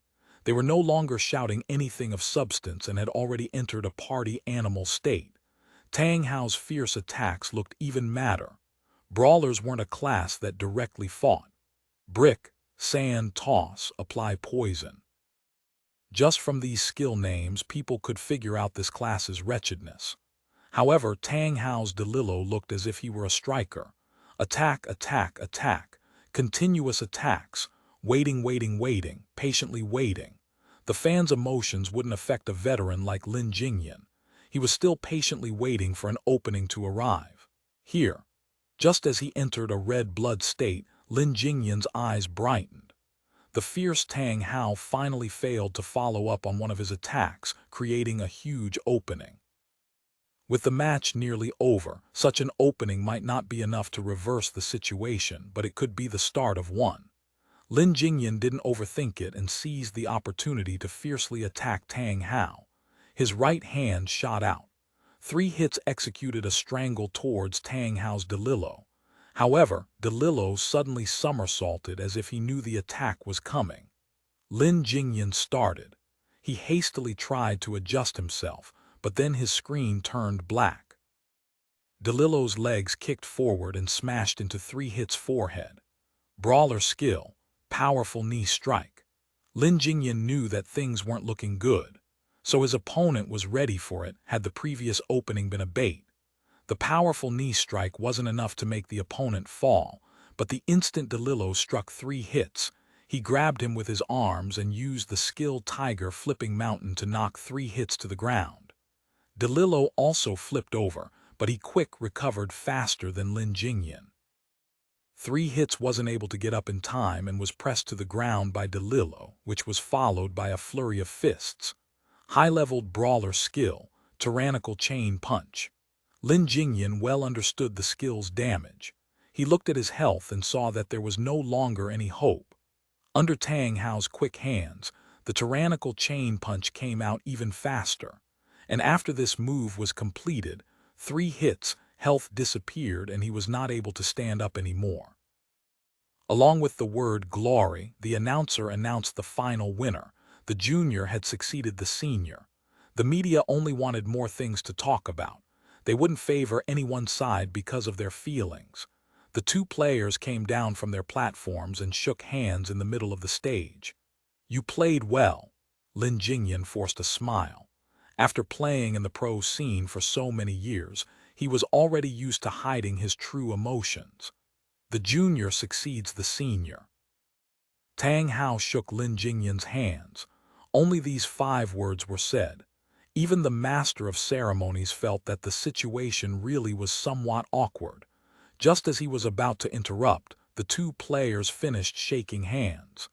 Tang Hao stood up, waved his hands towards the audience, and then left the stage. The master of ceremonies looked pitifully at Lin Jingyan. He didn't know what he should do. But Lin Jingyan only continued to smile at the host, and then after waving his hands to the audience, he silently left the stage. By normal standards, he wasn't considered old at all. But on the esports stage, his leaving figure made the audience feel as if he was doddering a bit. The pro players looked at each other. Tang Hao's actions had challenged the tradition. Even though Gao Yingji had beaten his team captain from start to finish, he hadn't been disrespectful in the slightest. Amidst everyone's discussion, the commentators announced the next match. Rookie challenger, Team Excellent Era Sun Xiang. Veteran challenged, Team Tyrannical Ambition Han Wenqing. Soon after, the commentators excitedly announced that for this match, the rookie requested that the veteran use his own account. The shouts and cheers from the audience were earth-shattering. With this request, the hype for this match far exceeded the last one. Tang Hao's DeLillo was a very mediocre character in the pro scene. And even though Lin Jingyan's 3 hits was considered the #1 brawler character, it wasn't considered a god-level account. But the accounts owned by Sun Xiang and Han Wenqing were very different. Battle God, One Autumn Leaf. King of Fighting, Desert Dust. Ever since the Glory Alliance was founded, these 2 god-level characters had never stopped fighting the King's Avatar Volume 5 Ace Showdown. Thank you for listening to the story on KevinAudio.com Chapter 310. A conclusion it could be heard from the audience's cheers, just how sensational the appearance of these accounts were. It was already difficult enough to see a god-level account come out in the Rookie Challenge. For there to be 2 god-level accounts coming out as opponents, this was definitely a first in the history of the Rookie Challenge. Every reporter today was destined to be busy tonight. They hadn't yet finished switching the lead story to the junior beats the senior, when suddenly, an even more explosive story had come out. Of course, the more explosive the story, the more excited these diligent reporters became. The previous drafts they had didn't need to be trashed. All they had to do was switch their positions on the page. Right now, they were hoping that Sun Xiang would be like Tang Hao and say a challenge similar to the junior beats the senior. If that happened, the reporters would certainly go crazy. On stage, Sun Xiang loftily walked up. Without a doubt, no rookie had a greater reputation than he did. He was in his 2nd year as a pro like Tang Hao, but he was far more eye-catching than Tang Hao. In his 1st year, his god-like performance won him the most outstanding rookie title. His performance in this season also continued to be outstanding. Halfway through the season, he transferred to Excellent Era, and after receiving the god-level account, One Autumn Leaf, it could already be said that Sun Xiang stood together, alongside the top gods. Critics even praised that his control over One Autumn Leaf was more than enough to allow Excellent Era's fans to forget about Ye Xiu. The majority of players probably even forgot that he was still a rookie. If Sun Xiang went up and respectfully greeted his senior, he probably won't win many people's approval. After all, his status was already different. If he put himself as a regular rookie, then that would be too excessive. Undue modesty was conceit. Furthermore, Sun Xiang had never been a modest person. The keen reporters predicted that Sun Xiang definitely wouldn't let this match be a dull one. Sun Xiang's appearances weren't bad either. After walking up on stage, he had already begun waving his hands to the audience as if he were already the winner. The host walked forward and asked for Sun Xiang's reason for challenging Han Wenqing as if he were interviewing him. The reason is very simple.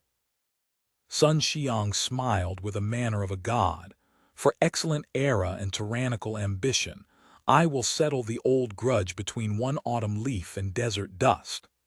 After the audience heard this, they were at first stumped for words, but then they began to shout and cheer loudly again.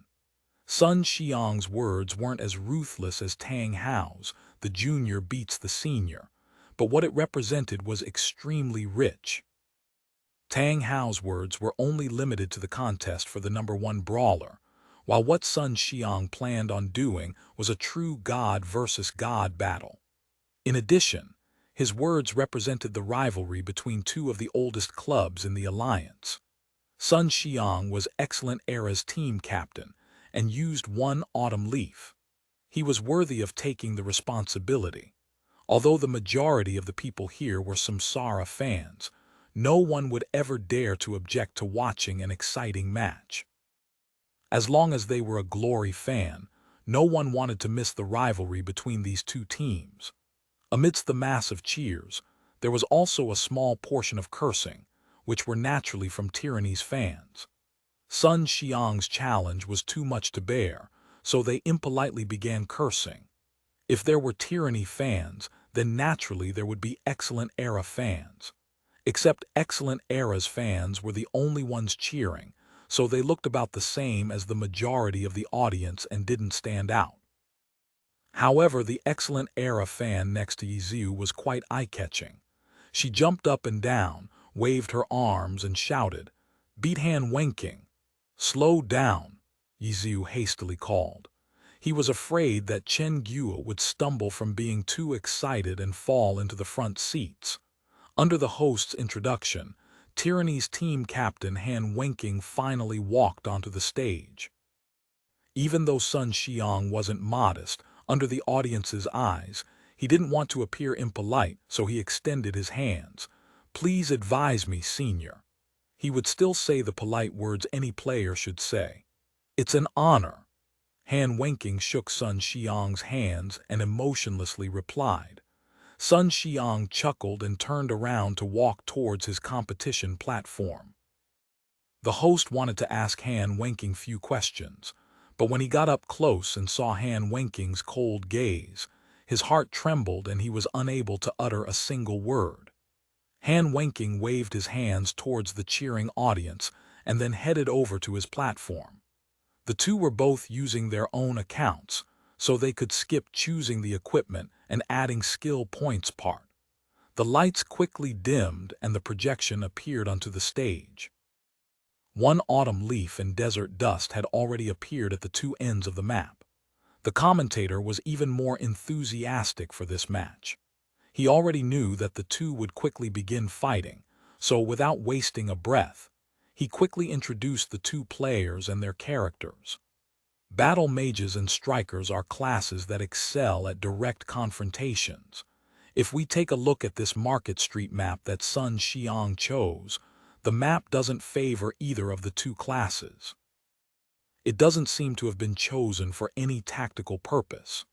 After introducing the two sides, the commentator began talking about the map. These types of commentary were quite rare in the Rookie Challenge, but the commentator had already recognized that this match would be a true fight, which was why the commentator began analyzing the match from the very start.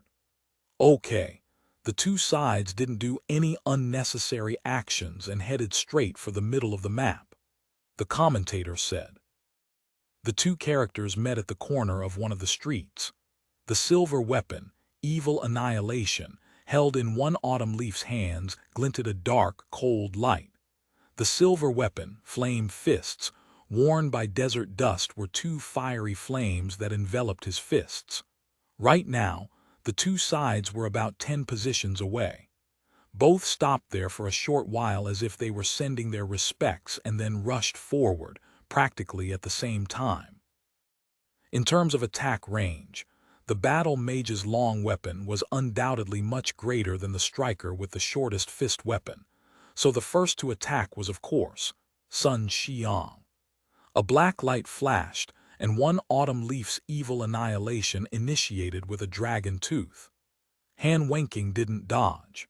His Desert Dust continued forward as his two hands twisted towards Evil Annihilation, answering with an empty-handed blade block.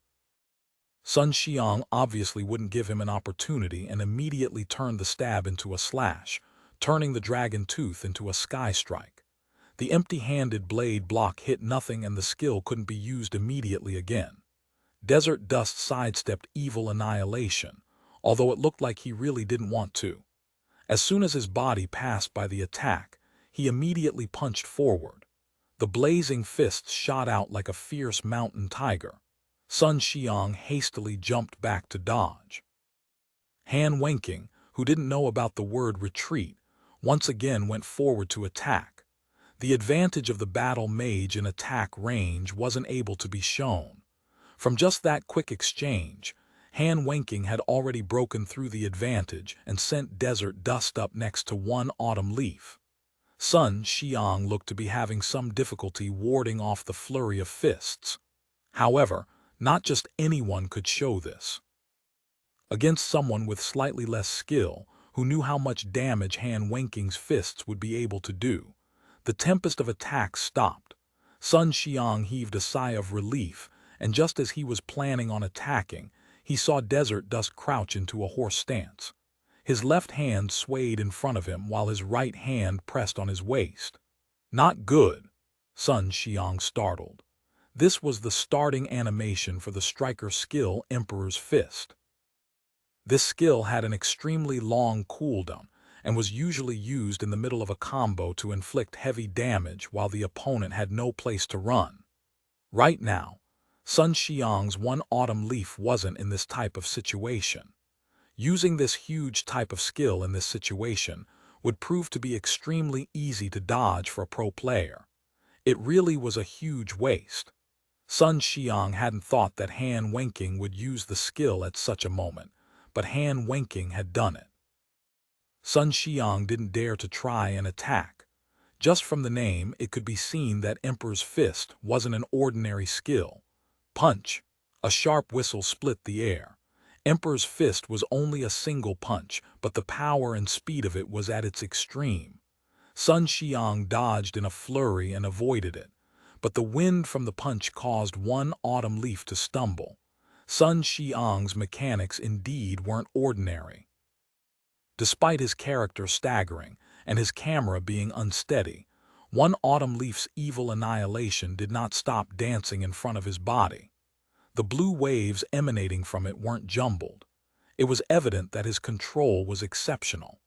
His evil annihilation shook and pierced through the waves of blue, which gathered onto the spear's tip. Even though he hadn't been hit by Emperor's Fist, the wind from it put Sun Xiang into an unfavorable situation.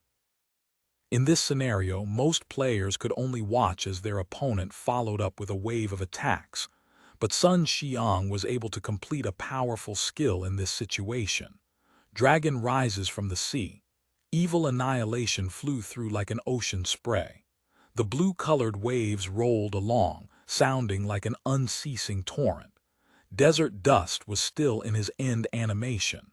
The attack came quickly and could not be dodged. The strike connected. Sun Xiang seized this opportunity and followed up with a string of attacks, giving Han Wenqing a beat back. The two went back and forth, large skills and small.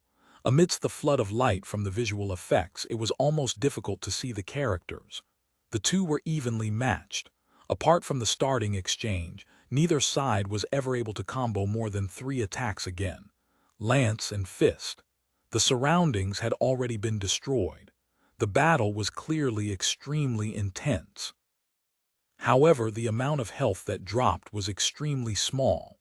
In this type of intense battle, the majority of the attacks from the two were either dodged or blocked.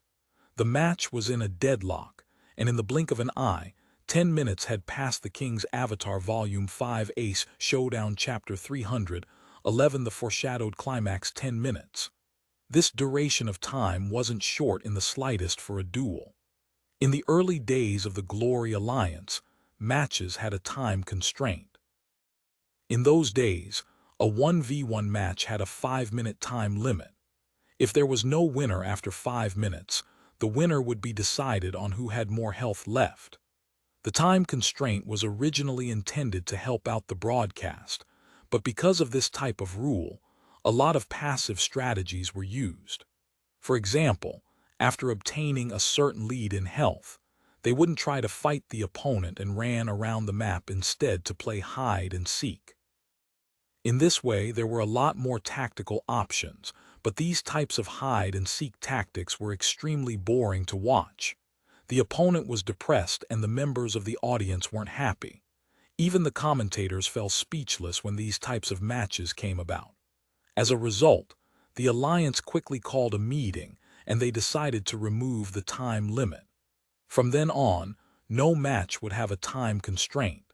The match would be decided by who lived and who died. With this, even if the players played dirty, they also needed to take the initiative. Running away and hiding would no longer be the main strategy, and the matches became much more enjoyable. Though without the time constraint, the broadcast did find it more troublesome to plan out a schedule, but it wasn't so bad that they couldn't resolve it. Enjoyable matches were also beneficial to their revenue. The broadcast didn't want any boring hide-and-seek matches just to make things more convenient. The time constraint had been scrapped, but the reason they had chosen 5 minutes as the time limit had been logical. 5 minutes was more than enough time to complete a duel. Apart from dragging the match over the 5-minute mark, the strategies used were more of the dirty and cautious types, where the two sides slowly wore each other down. But the current match clearly wasn't of this kind. One autumn leaves and desert dust's intense fighting had quickly demolished a fifth of the surroundings. Where was there any sign of dirty fighting? Yet in this way, the two sides were unexpectedly locked in a stalemate for 10 minutes.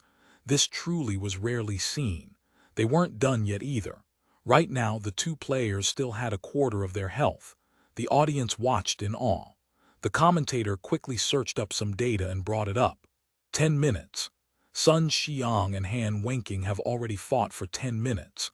Right now, the two sides still have a quarter of their health left. If we go according to their pace, the match should take around 13 minutes. Those who are familiar with Glory's records might not think that this time is that incredible, but everyone should know that those extremely long matches are mostly due to dirty fighting. But to be able to achieve a duration of more than 10 minutes with such intense direct fighting, this is my first time witnessing such a match in my career. The commentator talked non-stop.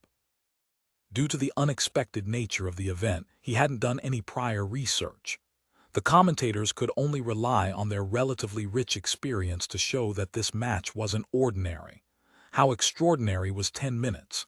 In reality, experienced Glory players could tell that with such intense fighting, it truly wasn't normal. No one really paid attention to the commentators talking. Everyone was focused on the match. Who's going to win? Chen Guo grabbed Ye Xiu's arm and asked. This match really was even. It was impossible to tell who had the advantage. Chen Guo doubted that she was good enough to tell, so she asked the more skilled Ye Xiu on his thoughts. It's hard to tell right now, Ye Xiu said. Why? They still have a lot of health left, Ye Xiu said. What do you mean? Chen Guo didn't understand. Right now, neither of them are able to fully take the initiative. They still have a quarter of their health left, so they still can't rely on a single opportunity to win the match. Just a bit more, they have to at least reach red blood, Ye Xiu said. And after they reach red blood, Chen Guo asked. After they reach red blood, a single high-damage ultimate can decide the match, Ye Xiu said. Oh, Chen Guo nodded her head in understanding. As for Tang Ru, she was extremely focused on the match. After all, the battle mage was the class she was currently using. This match could open up a lot of doors for her. It was just that her soft mist wasn't even level 40 yet, so she still lacked a lot of the skills. The number of things she could learn were limited. However, just from the low-leveled skills that soft mist could use, Tang Ru could already see a huge difference between them. Whether it was the player or the character, the audience wasn't cheering anymore. Because in this type of deadlock, while the two sides were continuously attacking each other, they were also continuously blocking each other's attacks. The audience had thought that there would be a climax soon, but the only thing that came up was a blank. Shouting and cheering when there was nothing to shout about made everyone feel a bit awkward. If they kept on doing so, wouldn't it show how unskilled they were? Thus, the audience quietly watched and quietly awaited the match's conclusion. Everyone suddenly awoke with a start. The two characters' health dropped again. No one knew the details on how exactly their health dropped. Many in the audience were already at a loss about whether this match could be considered as intense. The two were always fighting, but it also never seemed like anything was happening. The only thing they could see was their health slowly dropping. But then after 10 minutes, the two characters' health suddenly began to flash red. "Red blood," Chen Guo called. "Yeah, it's time for the match to be decided. Watch carefully," Ye Xiu said. The time for the match to be decided had come. Ye Xiu wasn't the only one to understand this reasoning. The people in the pro-player seats were all holding their breaths. The previous 10 minutes were just a build-up. This final moment would be the climax. The climax for the entire match would also be the match's deciding point. On stage, after the exchange, one autumn leaf suddenly retreated. In this crucial moment, he changed strategies and gave up on blindly attacking. Relying on his battle mage's buffs from the chasers, as well as the high mobility from battle spirit, he began to wander, waiting for the opportunity to move, ready to give the final blow to his opponent. And hand winking.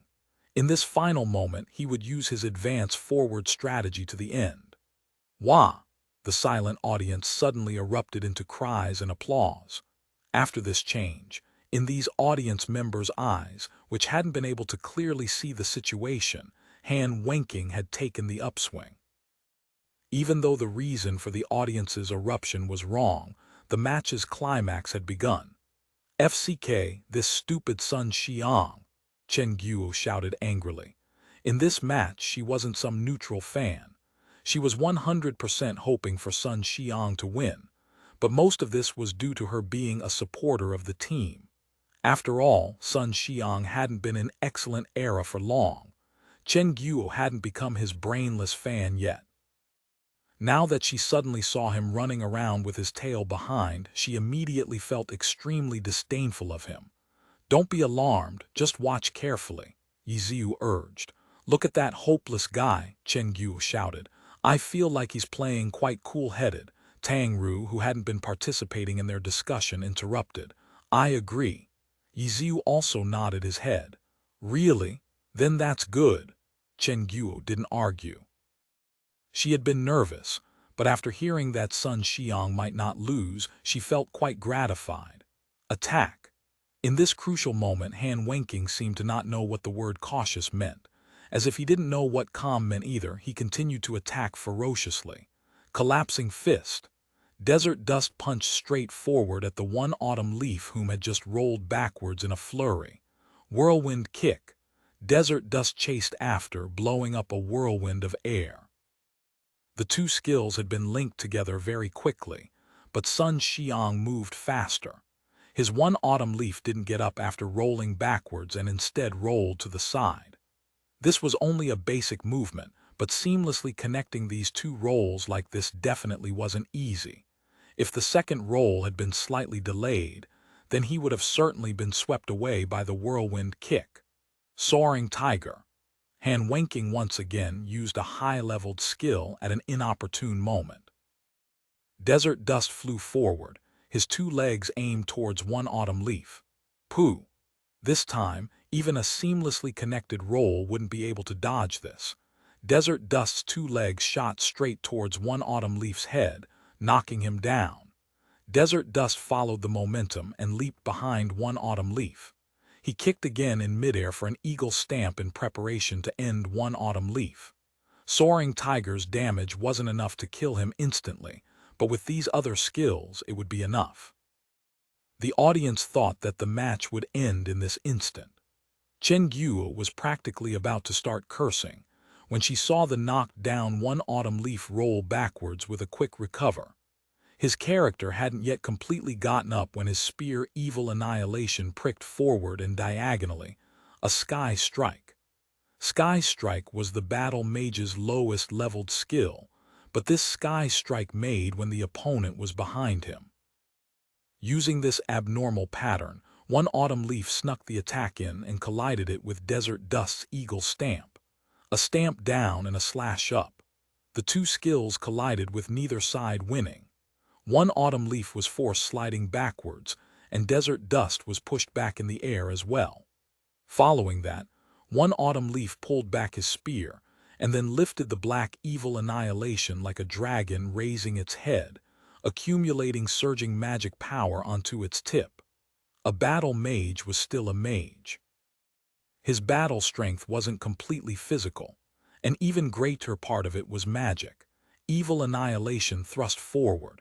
The accumulated magic had congealed into a black dragon.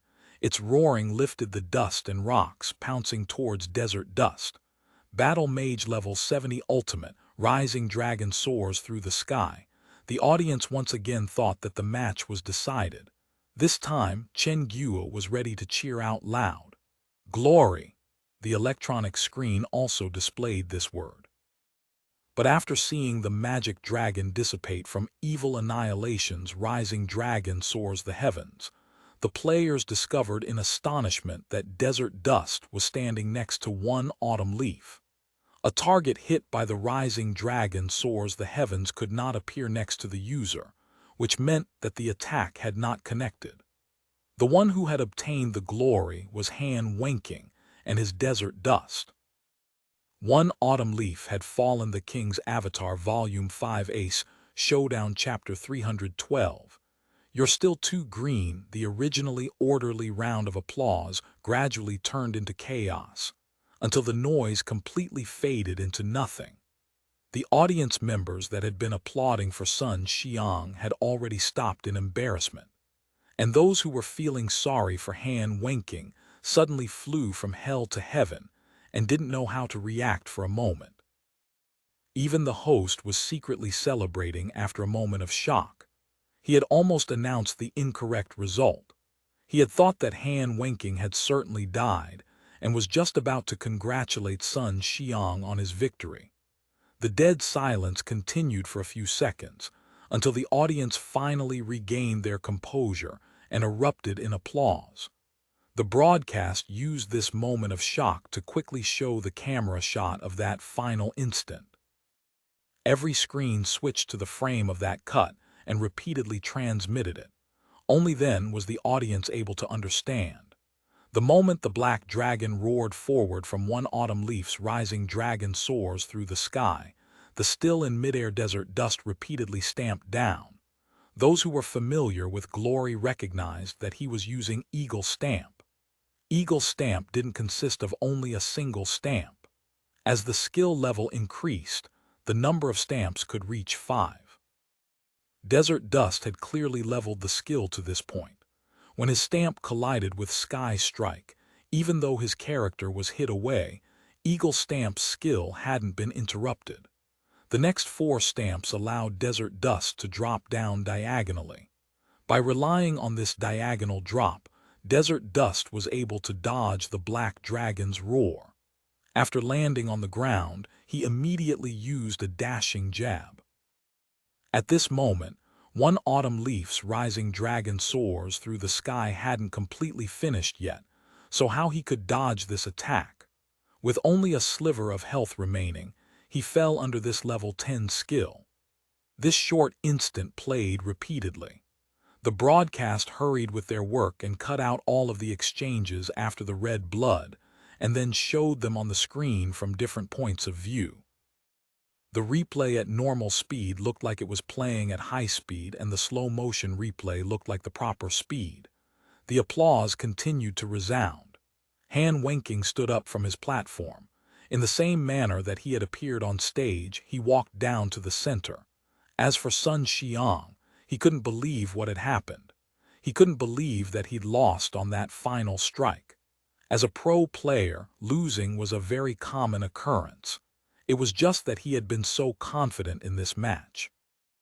He had already said that he would end the grudge between Excellent Era and Tyranny, but he was the one who had actually lost. It truly made him feel ashamed. Sun Xiang really wished that he could hide behind the platform and wait until the All-Star Weekend's first day ended before slipping out. But he knew that this wasn't possible. Hiding wasn't an option. The longer he hid, the more embarrassed he'd be. Sun Xiang sucked in a deep breath and finally stood up. He had to face what was to come. He walked down from his platform and saw that Han Wenqing was already standing at the center of the stage. Han Wenqing didn't say anything and didn't leave. He just stood there. Sun Xiang's eyes twitched. Han Wenqing was waiting for him and certainly wanted to say something. Unfortunately, he definitely wasn't a friendly senior. He finally walked to the center of the stage and saw that Han Wenqing's cold glare was fixated on him. Sun Xiang walked in front of him and was still able to force a smile. Tyranny and Excellent Era were originally rivals in the alliance, and before the match, Sun Xiang had even said such arrogant words. It was obvious just how unfriendly this match was. Despite the host's abundant experience at this moment, even he didn't know what to say. He looked to the left and then looked to the right. Suddenly, he noticed that Han Wenqing's cold stare was aimed at him. The host shivered. He didn't say anything and handed the mic over to Han Wenqing. "Ha ha," Han Wenqing laughed. "The children want a change in dynasties, but they're still too green." The entire stadium went into an uproar, especially the media. Everyone was excited. No one had thought that this year's rookie challenge would turn out like this. Han Wenqing, he deserved to be called the tyrant. His taunt wasn't aimed solely at Sun Xiang, but also at the earlier Tang Hao, who had said the junior succeeds the senior. And perhaps he was also including Gao Yingji, who had beaten Wang Jixi earlier as well. This year's rookie challenge kept having actual challenges to seniors. The previous two had been successful, but when it got to Han Wenqing, he finally helped the veterans restore their reputation. His "still too green" represented a powerful reply to all of those rookies who were impatiently hoping to beat the veterans. Sun Xiang's face was filled with bitterness, but what could he do? Han Wenqing's counterattack had been made after winning the match. He had proof to show, magnifying the strength by 100 times. Sun Xiang had originally been someone who was put shoulder to shoulder with gods like Han Wenqing, but his evaluation of "still too green" mercilessly killed off Sun Xiang's status as a god. At this moment, he had been degraded into a true rookie, impatient to seize the top. But in truth, he had already reached there. There is a story where someone tries to steal a chicken but ends up losing a handful of rice. It was just like this. And Han Wenqing wasn't done yet. His previous words had been directed at all of the rookies, but his next few words were especially for Sun Xiang. "Not bad. You played quite well." Han Wenqing also said these courteous words, but his ice-cold tone made it feel awkward. Being able to accurately hit out a sky strike from behind is something that few people can do. Amazing. Han Wenqing said. Sun Xiang was astonished. That truly was a godlike display of his mechanics and decision-making. It was exceptionally brilliant. He didn't think that Han Wenqing would especially highlight it. The broadcasts also followed along. When they heard Han Wenqing's words, they immediately showed the clip of Sun Xiang's brilliant sky strike. For a short while, the atmosphere turned friendlier. The host's eyes brightened and he wanted to say something too, but Han Wenqing spoke first. But if that was Ye Xiu, then at the very least he wouldn't have missed that rising dragon. After saying this, he turned around and walked out. The situation suddenly turned stiff. Han Wenqing had went in a circle with Sun Xiang, but with this, everyone was able to understand what he was saying. "You're quite good, but compared to us veterans, you're still too green." And even worse, he had brought Ye Xiu into it.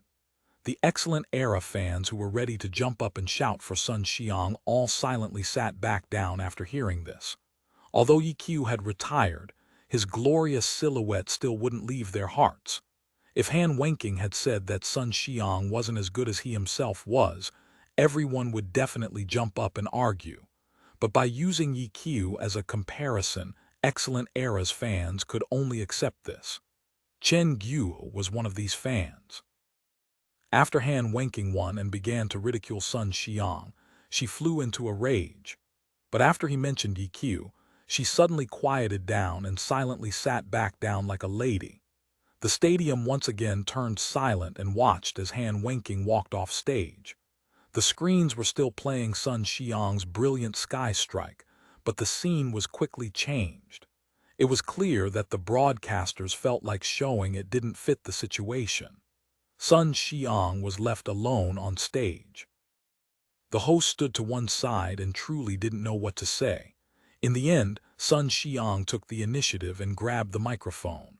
"I lost today and there's nothing I can say about it. But tomorrow, that might not be the case."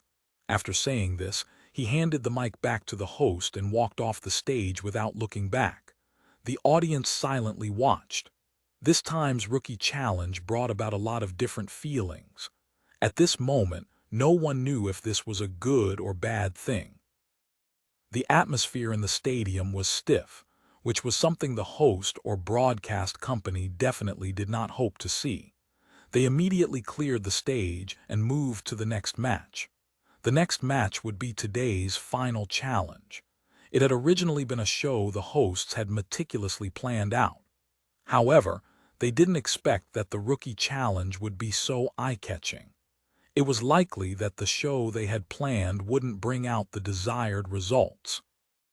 The hosts were from Team Samsara, and their final match would be a rookie from their own team against their ace player, Zhou Zekai. Samsara obviously couldn't sacrifice Zhou Zekai to a new rookie. They had planned on using the rookie challenge to put a spotlight on Zhou Zekai. With a player from the same team, Zhou Zekai could make the show much more dazzling than anyone else's with greater ease. But Samsara hadn't expected that the rookies this time would all be so strong and create such a strong wave. For the rookie challenge, the hosts only got to know the participants beforehand. They had expected it to be the usual, where the rookie and the senior would have a friendly match. But this time, none of the rookies thought of the match as a show and played for real. The veterans refused to fall behind, and in the end, the rookie challenge turned into a huge competition where the new and old fought to win. This was something that completely surpassed Samsara's planned performance. At this moment, it seemed like they should just have things turn out like the first match. That way, everyone could appreciate the new projection technology. The dazzling colors would attract a few eyes and perhaps leave more of an impression. And right now, when the challenger's name came out, the audience's reactions were clearly mediocre. After seeing the huge climax between Sun Xiang and Han Wenqing, the audience members were no longer expecting anything. Samsara members were depressed, but there was nothing they could do and could only continue as planned. The rookie and Zhou Zekai went up on stage, said a few words to each other, and then fought. The two fought beautifully and splendidly. Since it was Samsara's home grounds, the audience's reactions were still relatively warm, but they were only warm and far from excited. Samsara was helpless. Their meticulously planned performance really did become simply a performance in the eyes of the audience. The King's Avatar Volume 5 Ace Showdown Chapter 313 News Conference. After the final match ended, the audience's applause sounded somewhat mechanical. They clearly weren't feeling any genuine excitement and were only giving them a courtesy clap. Samsara's ace player, Zhou Zekai, didn't seem to mind. Once he finished the match, he waved his hands to the audience and gave a thank you before swiftly exiting the stage. From the start of the opening show, he was supposed to be tonight's brightest star. But in the end, it looked as if he was a part of some trash program played after midnight. All of Samsara sighed. Although this year's Rookie Challenge was undoubtedly the most spectacular and successful show in Glory's history, the competition hadn't given any spotlight to their pro players. It had only made them even more depressed when they thought about it. Once the Rookie Challenge ended, the All-Star Weekend's first day was basically over. All of the matches were 1v1s, but even though each match wasn't long, the intermission, talking, and opening had made the event take almost 2 hours. After this was another projection show and some raffle events. If this was in the past, by this time, most of the audience would have already left the stadium. But with the new projection technology, a large part of the audience weren't satisfied just yet and stayed to continue admiring it. The ending show continued for almost half an hour before the hosts officially announced that the first day of the All-Star Weekend was over. During this half hour, the security personnel, in charge of maintaining order as people left, had gotten to their positions. The stadium lights gradually brightened until the whole stadium was lit. The audience got up and began to exit the stadium. Several of the crazier fans were still looking left and right. While they were at the scene, they hoped to find a chance to see or meet one of their idols. However, the host had obviously prepared for this. The pro players had their own passageway and wouldn't mix together with the normal audience. When the lights turned on and the audience turned to look at the pro players' seats, they discovered that they had already dispersed. The crowd of people slowly moved outside. After they were outside, they immediately felt more freedom. Many of the audience members were local people, so they already had plenty of experience with the stadium. After exiting, they didn't stop to rest and immediately scrambled over to the roadside. Even though several, more business-minded taxis had come knowing that there would be business here, there weren't enough, making the roadsides unbelievably noisy. These three weren't unfamiliar with this type of scene. Ye Xiu, of course, obviously didn't need to be mentioned. As for Chengguo and Tangru, the internet cafe was right next to Excellent Era's stadium. Whenever Excellent Era had a match in their stadium, the scene looked the same. How could they not have experienced this before? In the end, the three loitered around for another half an hour before finally getting a taxi. When they returned to the hotel, the three were both tired and hungry. They had eaten their dinner on the plane. Once they arrived at City S, they ran straight to the hotel and then hurried over to the stadium without any time to rest. While they were focused on watching the matches, waiting in line and waiting for the taxi, they didn't feel tired or hungry. But once they arrived at their final destination, they immediately felt as if their hearts were stuck to their backs and rushed straight for the dining hall. After picking a few items, the three of their gazes fell onto the large TV screen in the dining hall. Nowadays, the esports business was vigorously developing, and the Glory Alliance was among those that stood out.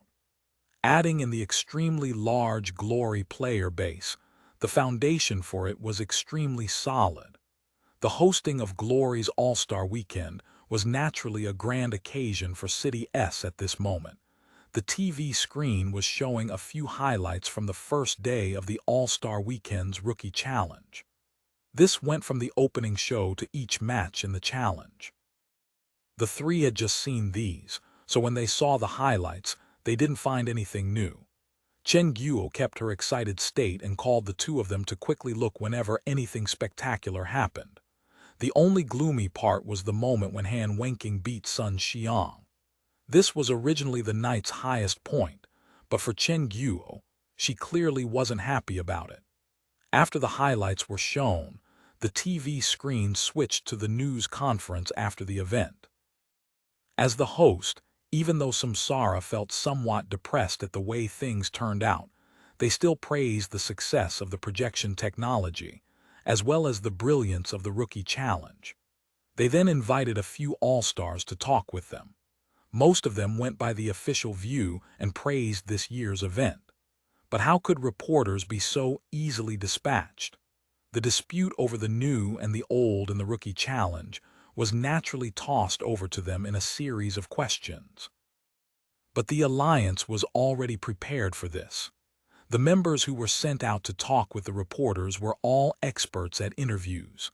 Against these sharp questions, not one of them didn't laugh, stressed sportsmanship, and felt that the fight between the new and old players were a reflection of Glory's development. Clearly, the reporters weren't going to get much out of these players. The reporters waited patiently, though, because they knew that, according to the rules, part of the participants in the Rookie Challenge had to accept interviews. In the end, 4 of the participants from the Rookie Challenge appeared at the news conference. From the rookies came Dai Yankee from the first match and Samsara's rookie from the 6th match. As for the veterans, Wang Jixi and Zhou Zekai showed up. When the reporters saw this, they took note of the host's slyness. None of the people they wanted to interview appeared. What was there to ask Dai Yankee and that Samsara rookie? The only person the reporters were interested in was Wang Jixi. The reporters quickly flocked over and flooded Wang Jixi with questions. Naturally, their questions were focused on his loss to Gao Yingji. Wang Jixi was an old veteran. Even more so, that match had been completely engineered by him, so the current situation had been anticipated long before. Him participating in the news conference was something he personally requested. How could he be unprepared for this? Wang Jixi didn't hurry or delay over the reporters' questions and replied clearly to them. Even though the reporters didn't get anything amazing like they were expecting out of him, Wang Jixi's truthful responses were acceptable to the reporters. It wasn't easy for them, either. Facing the star, who knew how many times they received supercilious looks from their sharp questions. There was no shortage of questions towards Wang Jixi. There were even questions on whether he intentionally lost, which Wang Jixi patiently replied to. Compared to him, Zhou Zekai and the others weren't given much attention. Only those who weren't able to squeeze into Wang Jixi's crowd came to ask them a few questions. This type of scene was quite common. In reality, getting interviewed wasn't something exciting for the majority of the pro players. Some of them were even happy when they were ignored by the reporters. For example, Zhou Zekai, who was currently Glory's most popular player, felt quite pleased when receiving such little attention. Though compared to the 2 rookies, Zhou Zekai still received more attention. The gods' opinions on things were much more attractive than some rookies' opinion. The majority of the players who couldn't get to Wang Jixi ran over to Zhou Zekai. As a representative of the mid-generation players towards this year's Rookie Challenge and towards the rookies' drive, do you feel like this sort of behavior is a form of disrespect towards the veterans? A reporter asked. Silence. Several seconds of silence. After thinking for a while, Zhou Zekai lifted his head and then said earnestly, "It's fine." And then there was nothing after that. After saying these 2 words, Zhou Zekai already looked at the reporters, indicating that he was ready for the next question. The reporters were stumped. They did know beforehand that interviewing him was a very difficult task. Considered as the #1 most handsome guy in Glory, he definitely had the appearance to match it. But when it came to talking with others, he was quite uncommunicative, especially towards the media. For extremely long questions, he would sometimes only reply with a yeah, ah, oh, or a no, like how he had replied earlier with his "it's fine." It couldn't be said that he didn't reply to the reporter's question, but what was the point in reporting this type of response? Ha ha ha ha, Chen Guo, who was watching the interview, laughed, pointing at the screen. I like watching his interviews. For Tang Ru, who was watching an interview of Zhou Zekai for the first time, she immediately discovered that he was different than the norm. Asked in astonishment, were those 2 words his reply? Yeah, Ye Xiu nodded his head, but how could the reporters be so quick to give up? It was rare for them to not need to scramble in order to ask Zhou Zekai questions. Everyone was determined to overcome this difficult obstacle. Tang Hao defeated Lin Jingyan today. Do you think he can be called Glory's #1 brawler now? A very direct question. Zhou Zekai thought for several seconds again before speaking. They played very well. Who exactly do you mean by they? Thinking everyone. Everyone. Then do you think your skill level is at the same level as Yu Nian's? Yu Nian was the rookie who played against Zhou Zekai. He tried very hard, Zhou Zekai said. But trying hard doesn't mean he's skilled, no, another reporter asked. As long as you try your best, then it's good, Zhou Zekai said after a short pause. The reporters had their cheeks streaked with tears. Chen Guo was already hitting the table in laughter.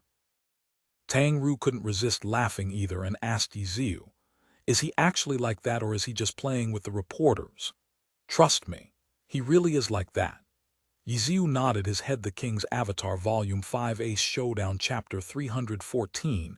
I wouldn't get tired even after another 10 years. Ha ha ha ha, yeah. He's always like that. He's pretty funny, isn't he? Hearing Ye Xiu's affirmation, Chen Guo also nodded her head and said a few more words about Zhou Zekai. On TV, the reporters admitted their complete defeat and the scene returned back to Wang Jixi. His interview session was almost over. Wang Jixi really knew how to push what he wanted through. During the interview, he spared no efforts in pushing Gao Yingji into the spotlight. The phrase he used most in his answers was "tiny herb's future." Wang Jixi's passion might not have been easily felt by the audience, but pro players were easily moved by it, especially Ye Xiu, who had seen through his intent. In his eyes, Wang Jixi and Gao Yingji had been the biggest highlight of the rookie challenge. He had silently devoted everything he had to the team. Wang Jixi's actions were on a completely different level than everyone else. He should have been the one to have received the most applause and respect in the rookie challenge, but there was no way he was going to get it. In the future, he would be remembered as the god that was beaten by his own team's rookie. "Eat. Are you not going to eat?" Chen Guo tapped Ye Xiu, who had been thinking of something else. "Oh." Ye Xiu turned his body and continued to eat. Chen Guo once again made a few more comments on Wang Jixi's match, which Ye Xiu only smiled at as he listened. He wouldn't justify what Wang Jixi did because that wasn't what Wang Jixi wanted. Wang Jixi was a player who was completely devoted to his team. He was the Alliance's best team captain. The three finished eating. The news conference was done as well, so the three returned to their rooms. The day had been quite long. After eating, they quickly fell asleep. Chen Guo had a good sleep schedule. On the second day, she woke up naturally. Although before she was entirely awake, she heard what seemed to be keyboard and mouse noises. As the owner of an internet cafe, Chen Guo wasn't a stranger to these sounds. Now that she lived in a room with good soundproofing inside the internet cafe, she wasn't disturbed by these sounds. In the early years, when the internet cafe was only a single small room, she shared the room with the customers and the computers. During that time, who knew how many times she had slept on the temporary bed? At that time, as soon as she woke up, she would hear clicking and tapping noises from keyboards and mice. There was also her father at the bedside, waving his hands as if to fan away the smoke from Chen Guo. No one knew how effective it was, but he always did it like so. When she woke up today and heard these sounds, Chen Guo felt a sense of nostalgia as if she were still dreaming. However, she quickly came to a realization. She was definitely at the hotel and on her bed. She turned her head along with her blanket and saw that Tang Ru had already woken up. She was sitting in front of the hotel's computer. The clicking and tapping was obviously coming from there, and of course she had woken up early to play Glory. "You're really working hard," Chen Guo said. "Ah, you woke up," Tang Ru turned her head. "Yeah, when did you get up?" Chen Guo got up from her bed and asked. "Not too long ago," Tang Ru said. Chen Guo walked up to her and looked. She thought that there was something really exciting that Tang Ru couldn't be calm about. But when she got closer, she saw that Tang Ru was only leveling and killing monsters. "You're really working hard," Chen Guo muttered her previous words. Tang Ru chuckled. She wanted to hurry and level, so she could play together with Chen Guo in the heavenly domain. This had been her previous plan. And now, she had a few other thoughts after seeing yesterday's rookie challenge. Even though the rookies were some of the least skilled pro players within the pro scene, compared to normal players, they were still extremely skilled. Tang Ru had already experienced this when she fought against Tiny Herbs members in 1v1s. She had still yet to obtain a single victory. She knew that even though she had some talent, compared to those in the pro scene, she was still far from them. And this year's Rookie Challenge had a lot fewer traditional rookies. Participants such as Gao Yingji, Tang Hao, and Sun Xiang were exceptionally skilled pro players. Their skill levels were on a completely different level than normal rookies. Their spectacular fights against their seniors were truly exciting, and the atmosphere was only complemented by the new projection technology. Tang Ru had been moved by it and felt a sort of longing for this type of intense competition. She discovered how lacking everything she did in game was to this. Last night, when she got into bed, she had even thought of the invitation that Tiny Herb's captain had given to her. She had already figured out who that person's identity was. Tiny Herb Captain Wang Jixi. After watching yesterday's interview, Tang Ru remembered the name and remembered the person. Pro-Alliance. Tang Ru felt a wave of emotions after thinking of Wang Jixi's invitation.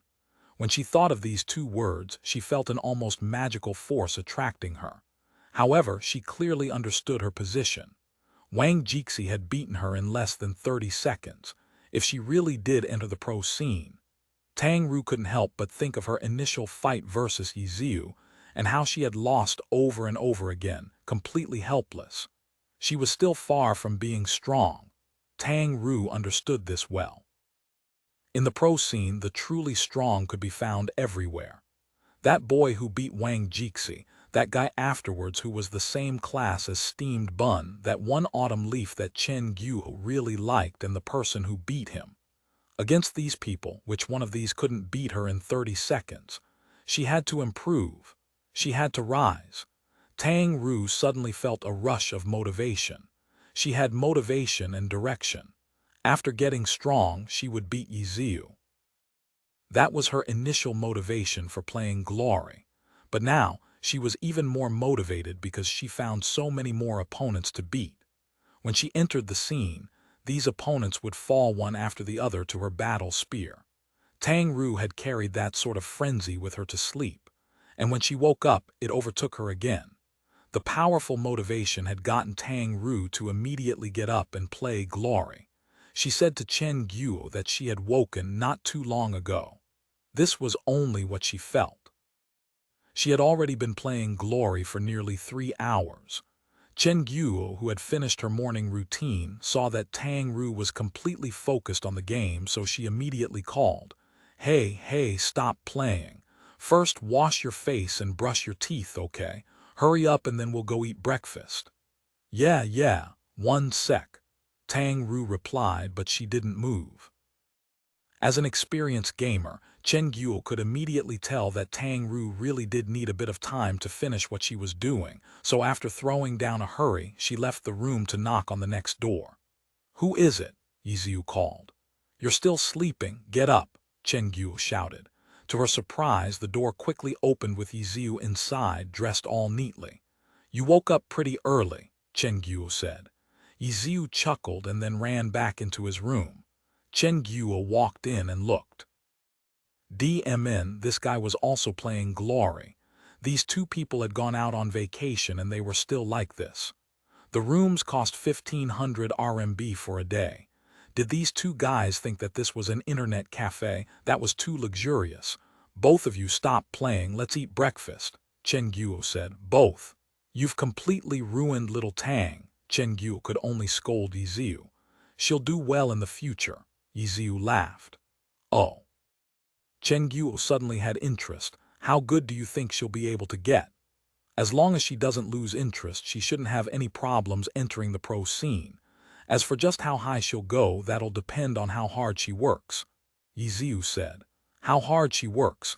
You're questioning how hardworking little Tang is." Chen Guo laughed. "She truly is very hardworking when she's interested. But what happens when she loses interest one day?" Ye Xiu said. Chen Guo thought for a bit and then jumped up.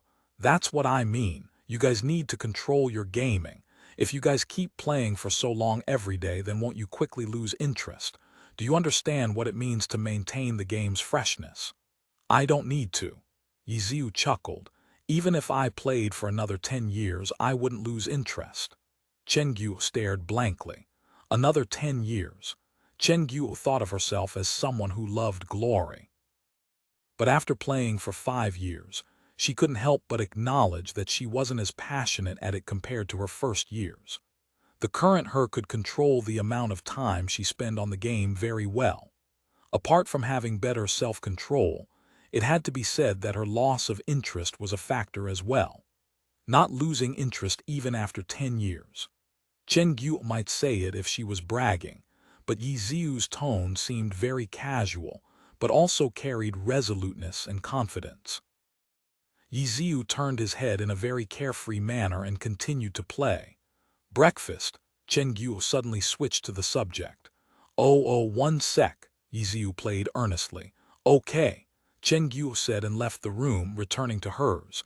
Tang Ru had finished her playing and was currently doing her morning routine in the bathroom. Little Tang, Chen Guo stood by the door and called. Hm. Tang Ru bit down on her toothbrush and turned around to look at her. If you kept playing Glory like this, how many years do you think you'll be able to play for? Chen Guo asked. Years. Tang Ru was stumped by the question. I have no idea. After a pause, Tang Ru turned her head to reply. To her, this was her most honest answer. The King's Avatar Volume 5 Ace Showdown Chapter 315 Event Day 2. Do you find Glory fun? Chen Guo asked solemnly. It's not bad, Tang Ru said. Do you think you'll find it more and more fun as you play? Chen Guo asked. Yeah, I have that type of feeling. Chen Guo smiled. Having this sort of upward trend was a good sign. Interest could be built up too. After tidying everything up, the three went to eat breakfast together. At the front desk, Chen Guo grabbed a free City S tour guide and looked through it. See if there's anything fun to do. Ye Xiu and Tang Ru quickly glanced at each other, but Chen Guo caught them. She didn't even lift her head as she said, Don't think of staying in your room and playing games. We're here on a business trip. There are official matters to attend to. Official matters. Ye Xiu and Tang Ru began to sweat as they listened to Chen Guo studying. Nanquan Road's pedestrian street is City S's largest dining and shopping street. This seems pretty good. Look. Chen Guo put the tour guide in front of their faces. Ye Xiu took it and nodded his head. He then suggested, Boss, what do you say we find a few relatively large internet cafes to get a feel for their business and service? I like this idea, Tang Ru nodded her head. No need. I grew up in an internet cafe. Who could be more experienced at this than me? Chen Guo denied Ye Xiu's suggestion. After saying this, the three all burst out laughing.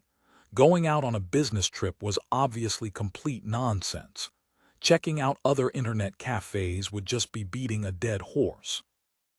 Those sorts of thoughts were obvious at a glance. All right, I won't stop you guys.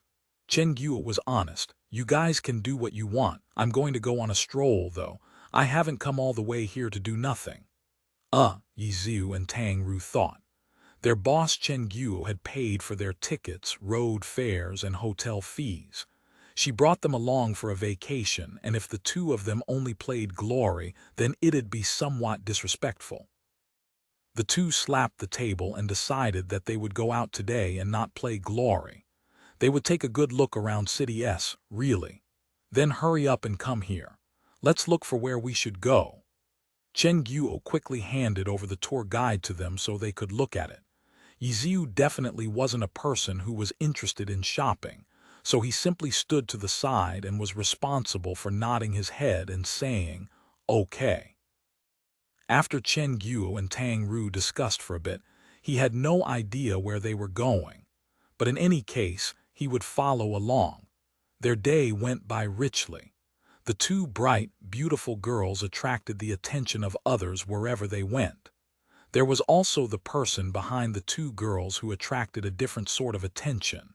He always looked so lifeless. He seemed like the sort of guy who'd shuffle his feet when he walked.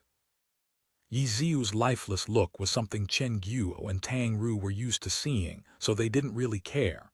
They followed along their planned route. Initially, they chose 5 destinations to go to, but in the end, they only got through 2 of them before they ran out of time. At a modern fashion store, the two sisters spent a full 2 hours wandering around. During those 2 hours, Ye Xiu sat at a seat specially provided by the store for resting. there sat a full row of men. Everyone looked at each other, and if they had something to say, they'd chat with the person next to them. Finally, they chatted until they got to the event that the city was hosting, Glory's All-Star Weekend, which immediately turned into the main subject. There were evidently quite a few Glory fans here. Everyone discussed excitedly. Some of the men didn't even want to leave when their female companions finished looking around. Go look around some more. Have you went over there yet? The men who were called to leave often refused in this way. After finishing up, the two girls had bought quite a lot of things. The most extravagant spender was Chen Guo, who had even bought a pair of high-quality binoculars, which were clearly going to be used for tonight's all-star event. The two girls wanted to continue, but the all-star event was something that couldn't be missed, and in the end, they reluctantly called a taxi and returned to the hotel. After dropping their bags to the floor, they immediately headed towards Samsara Stadium. All-Star Weekend Day 2. The pamphlet handed out showed today's list of events. The nature of the second day was always as a show. There were almost no competitive elements in the matches. Today's event was often filled with mini-games, such as Glory's running race, climbing race, target match, obstacle course, etc. These very ordinary-sounding names naturally had a different feeling to them when they were placed in the game. The key condition was that, in these mini-games, many of them had no restrictions on players attacking each other. Killing opponents was perfectly fine. It was just that everyone had to take note that they weren't the only contestants there. If two people were too caught up in fighting each other, then the others would win.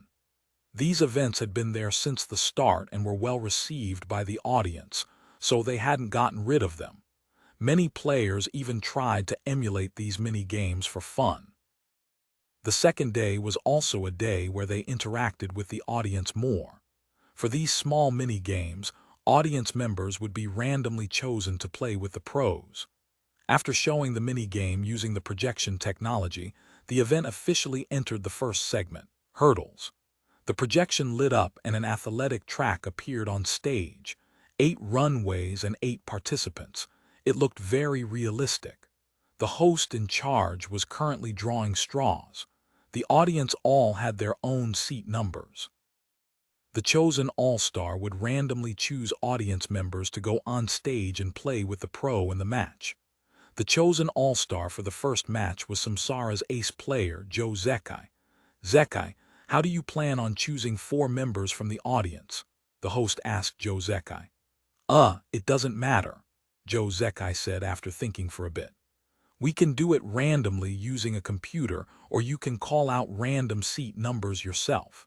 You could also pick up something and throw it at the audience. Whoever catches it comes, or if you have any other ideas, you're welcome to go ahead and do it. How about it? Do you want to think of your own method? The host said. Okay, then that one, Joe Zekai said. That one, by random, Joe Zekai said. By random, are you talking about using the computer? Yeah, then we'll use that method to choose an audience member. Look at the screen, and when you say stop, then it'll stop, the host said. The screen began to display numbers.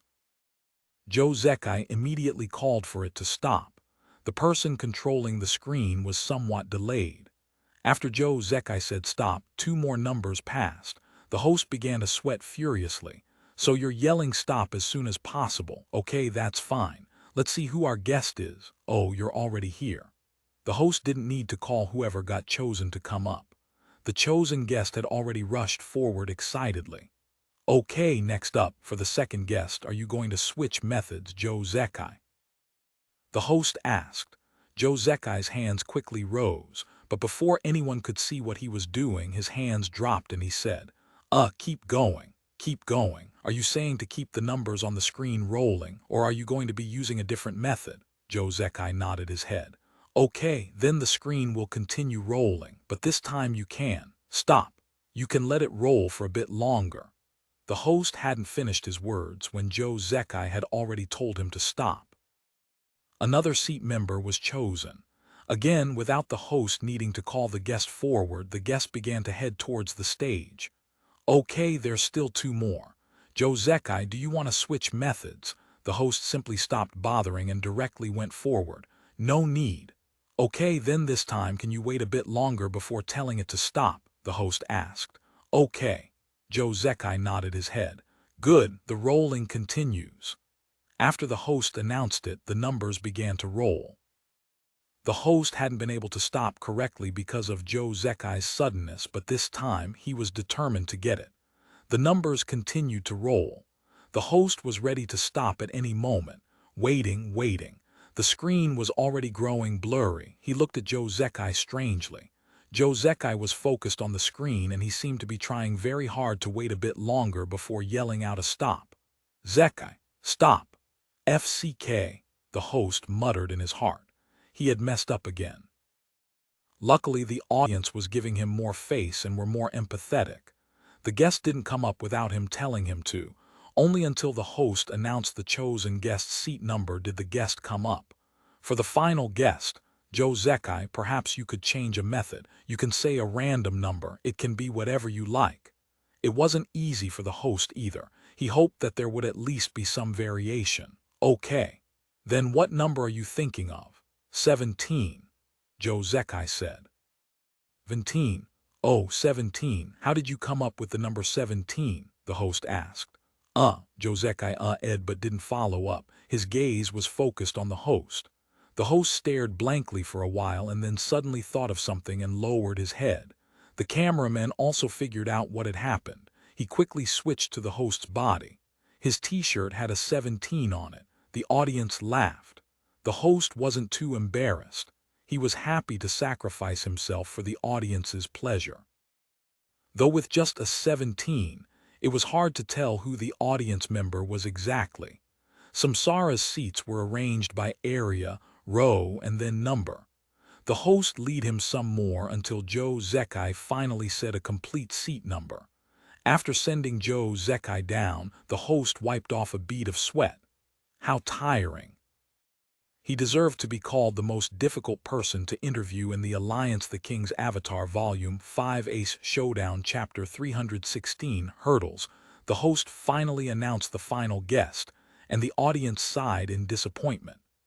Everyone wanted to go up onto the stage, but unfortunately, the spots would only go to the few lucky ones. Chen Guo was one such person who sighed in disappointment. As soon as the numbers started rolling, her eyes would grow wide.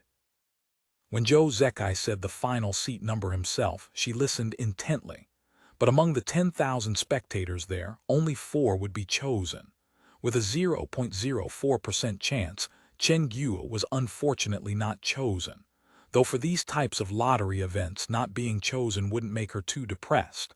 After a short moment of lament, Chen Guo immediately brought out her newly bought binoculars to look. Ah! Chen Guo suddenly shouted in astonishment. What is it? Ye Xiu and Tang Ru asked. Sima Cheng also brought binoculars. Chen Guo was very excited at the thought of doing the same thing as her idol. Really? Let me look, Ye Xiu hastily said. Look. Chen Guo gave the binoculars to Ye Xiu. Over there. Ye Xiu took it and looked through them towards the pro players' seats and quickly found Sima Cheng. Sure enough, she really had brought binoculars. Right now they were raised up, searching around. Right. Chen Guo continued to chatter in Ye Xiu's ears. Ye Xiu saw Sima Cheng's binoculars turn and turn, until finally it turned towards his direction, where it quickly stopped. They were a bit far, though they could at least see each other. Ye Xiu stared through them some more, but Chen Guo already wanted the binoculars back. Ye Xiu handed them back to her. Chen Guo raised them up and immediately cried out. Ah! Chen Guo quickly put down the binoculars. Her expression was somewhat dumbstruck. She seems to be looking towards us, don't you think? Seems like it, Ye Xiu said. Chen Guo quickly raised the binoculars again and continued to say in surprise. Ah, she seems to be waving in this direction. Who do you think she's saying hi to? Chen Guo stood up and looked around, but didn't notice the person next to her waving back. After looking around in a circle, she obviously didn't find anything. When she sat back down and looked through her binoculars again, Sima Cheng had already stopped looking in their direction. On stage, the 4 participating pros had already gotten up. Joe Zekai, of course, was one of them. In this event, 3 pros could sign up on their own, and the 4th one was usually chosen from the All-Stars list, in order to raise the stakes. Anyone on the All-Stars list was naturally more popular than any normal pro. These types of players had a status similar to a box office celebrity. The popular pro's task was to pick out 4 lucky guests and then participate in the event along with everyone else. In the first event, the hurdles, the popular pro was Joe Zekai. When he stood alongside the normal audience members and the other participating pros, he already stood out. He seemed somewhat uneasy, but it wasn't as obvious as the chosen guests' nervousness was. The other 3 pros who were not as popular looked even more calm than the god. The host announced the 8 participants. He asked the 4 chosen audience members their names and then their glory ids and classes. He then asked them for their thoughts. 2 of the 4 expressed their excitement. Another one of them could only laugh and smile nervously. He couldn't get a clear word out. The other was a female who was staring at Joe Zekai with sparkling eyes.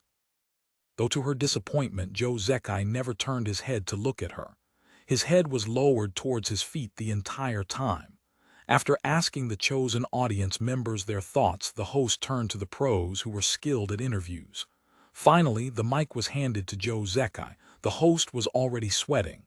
"Zekai," the host called. Joe Zekai lifted his head to look at him. "What do you think? Do you have any confidence in winning?" the host asked. Joe Zekai hesitated. "Good," he said. "You can do it." The host didn't even attempt to figure out what he meant by good, and hastily ended the god's interview. He immediately announced that the first event would begin soon. This match was purely for fun, so no one bothered with being fair. The pros would use their own accounts, while the chosen audience members would use their own as well. Only if they didn't bring their account cards would the host provide them with one. When they advertised the event, they had reminded the audience members to bring their account cards because there was a chance they could play with the pros on stage. So these 4 chosen audience members used their own accounts. The 8 players got up onto the match platforms, and their 8 characters appeared on stage. The most eye-catching character was obviously Joe Zekai's Cloud Piercer. His character was covered in gray and wore a black cap. Its posture was similar to Joe Zekai. His character was looking down and standing silently behind the starting line. Beside him was a lucky audience member's character. The 7 characters were lined up in this way. 4 of the characters had their heads turned.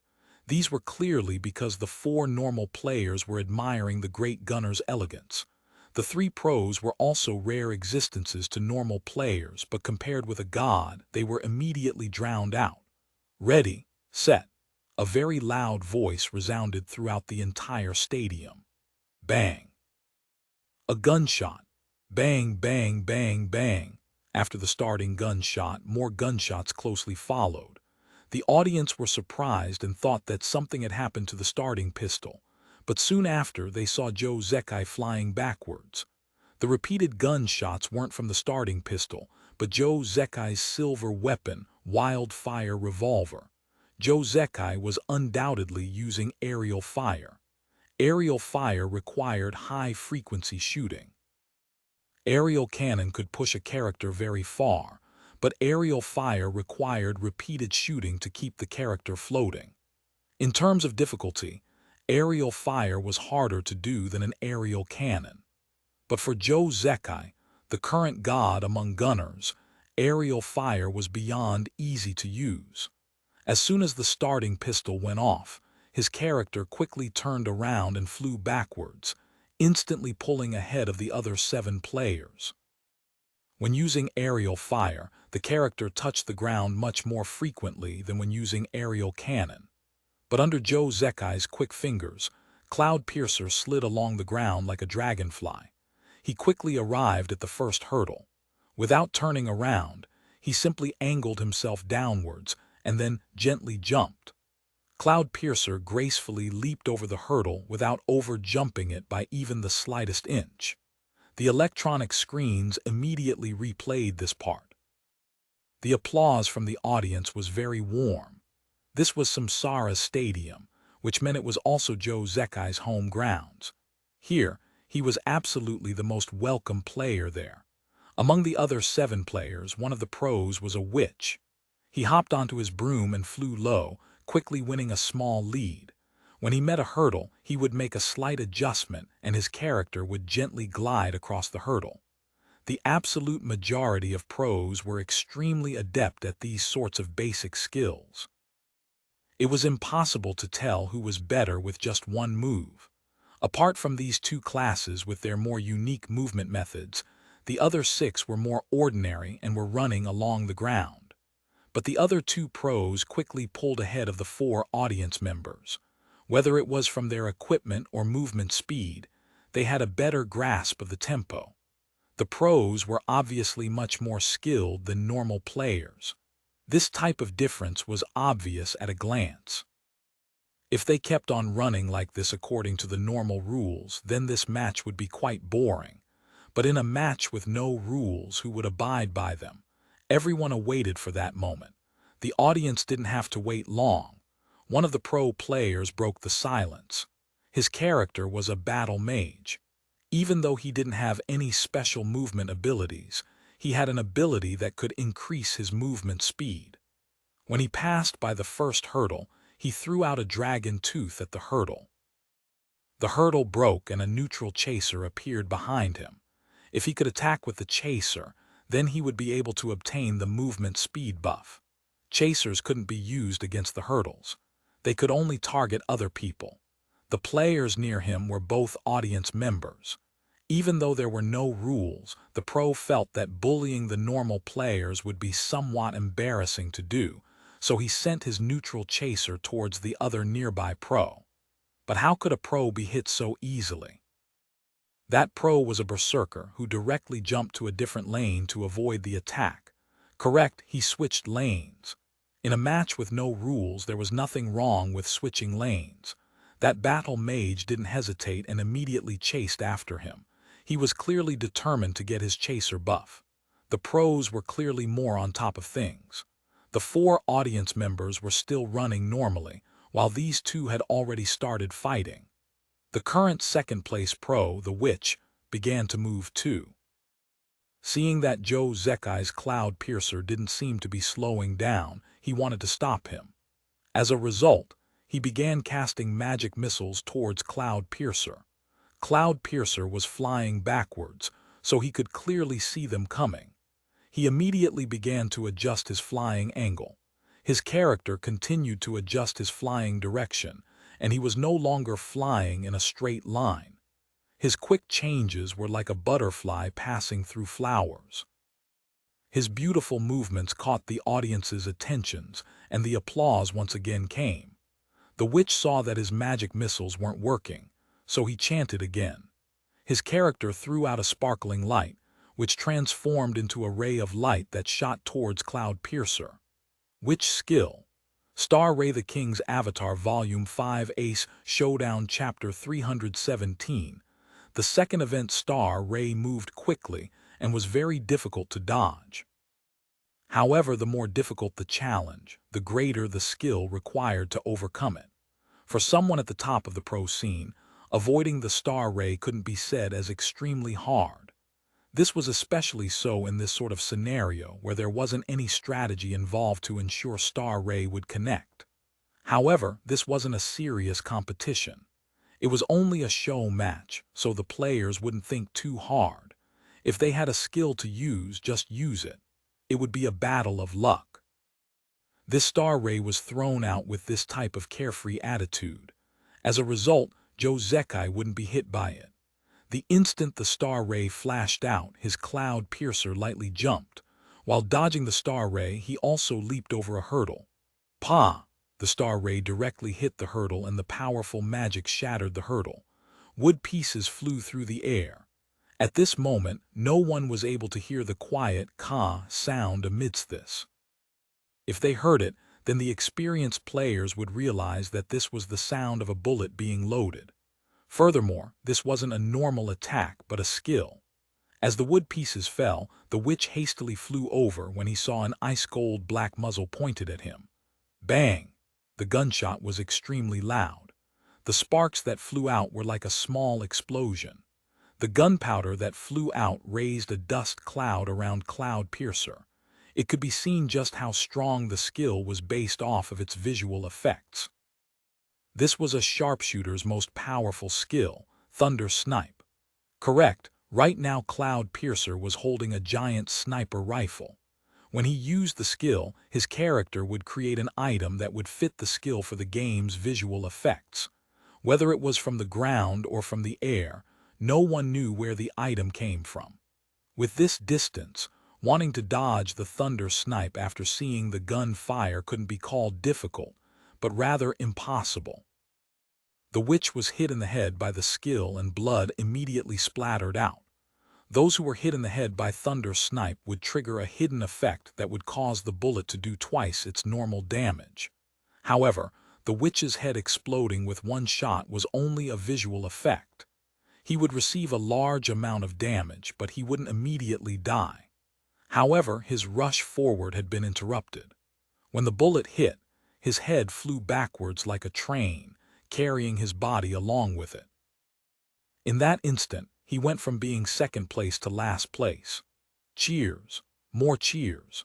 In reality, most of the audience didn't realize that Joe Zekai's Thunder Snipe had used the hurdle-shattering sound as a cover, but the attack's power as well as its quickness was enough to bring about the audience's cheers.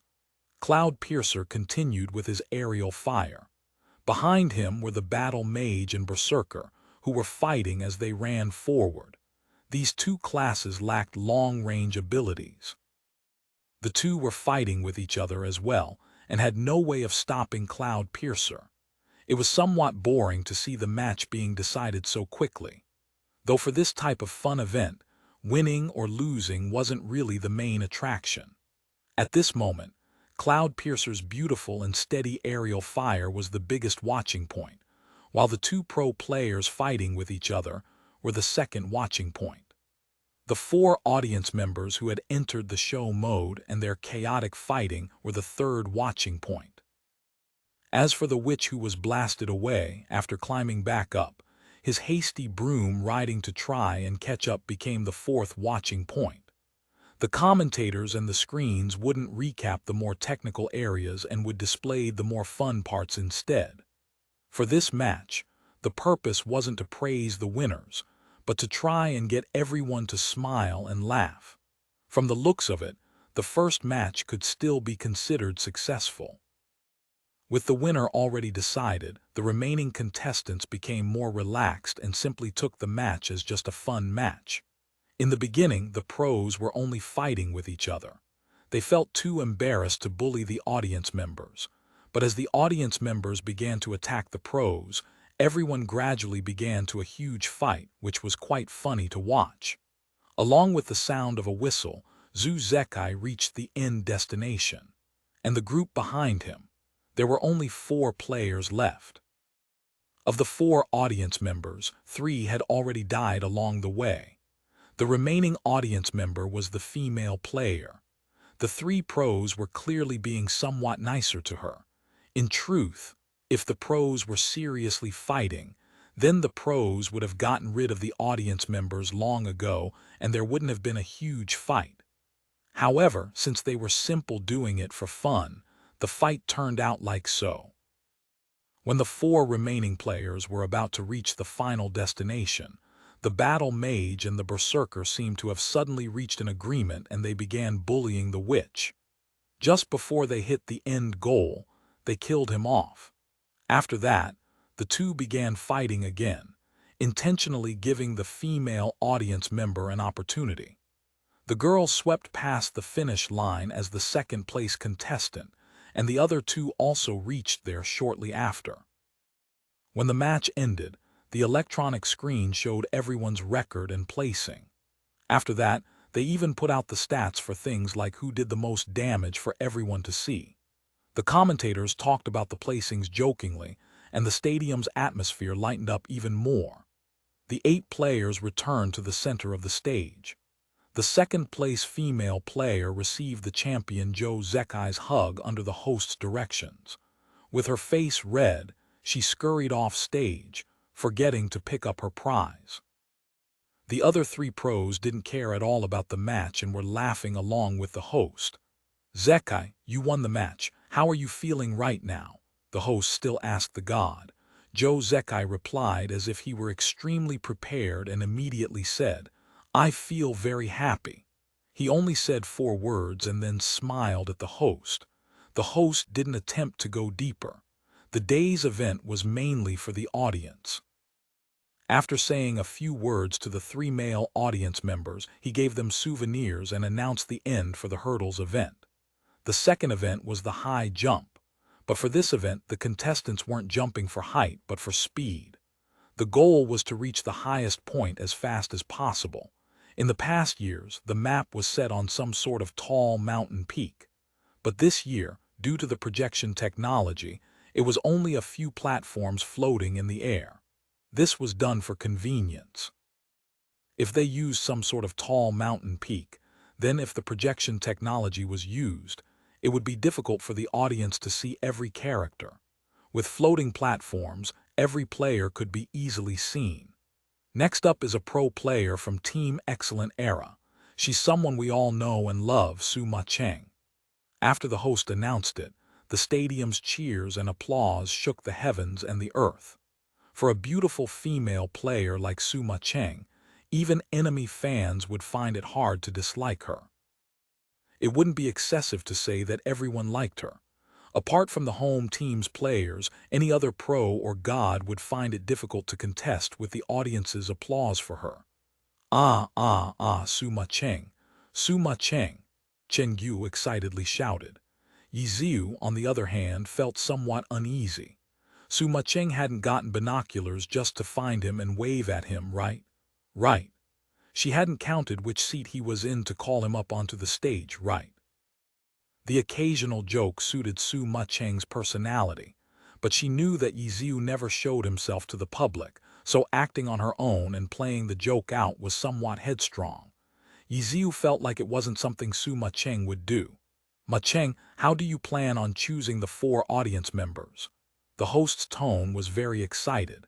It was probably because of his previous experience with Zhou Zekai. "Let's do it randomly for now," Su Ma Cheng said. "Okay, then we're going to show the numbers on the screen and it'll stop when you say stop," the host said, and the numbers began to roll. "Stop!" Su Ma Cheng's shout was almost faster than Zhou Zekai's. The host almost slipped on the ground, causing the audience to laugh.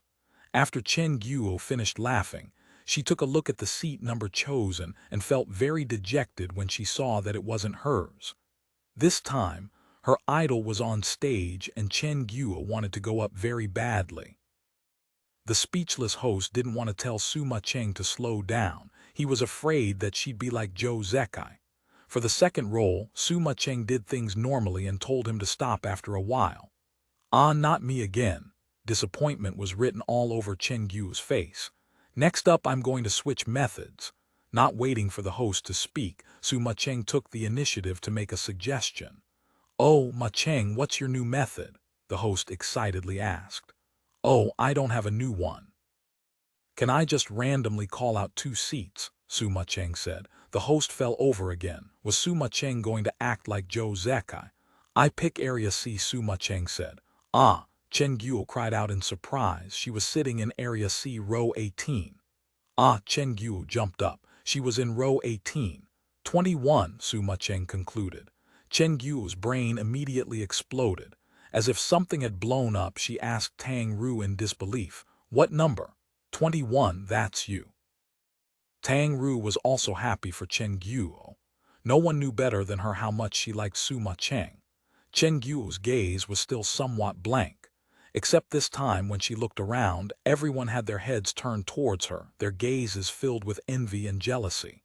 "It really is me." Chen Guo didn't know what to do. Su Ma Cheng continued. "Next up, I have an idea.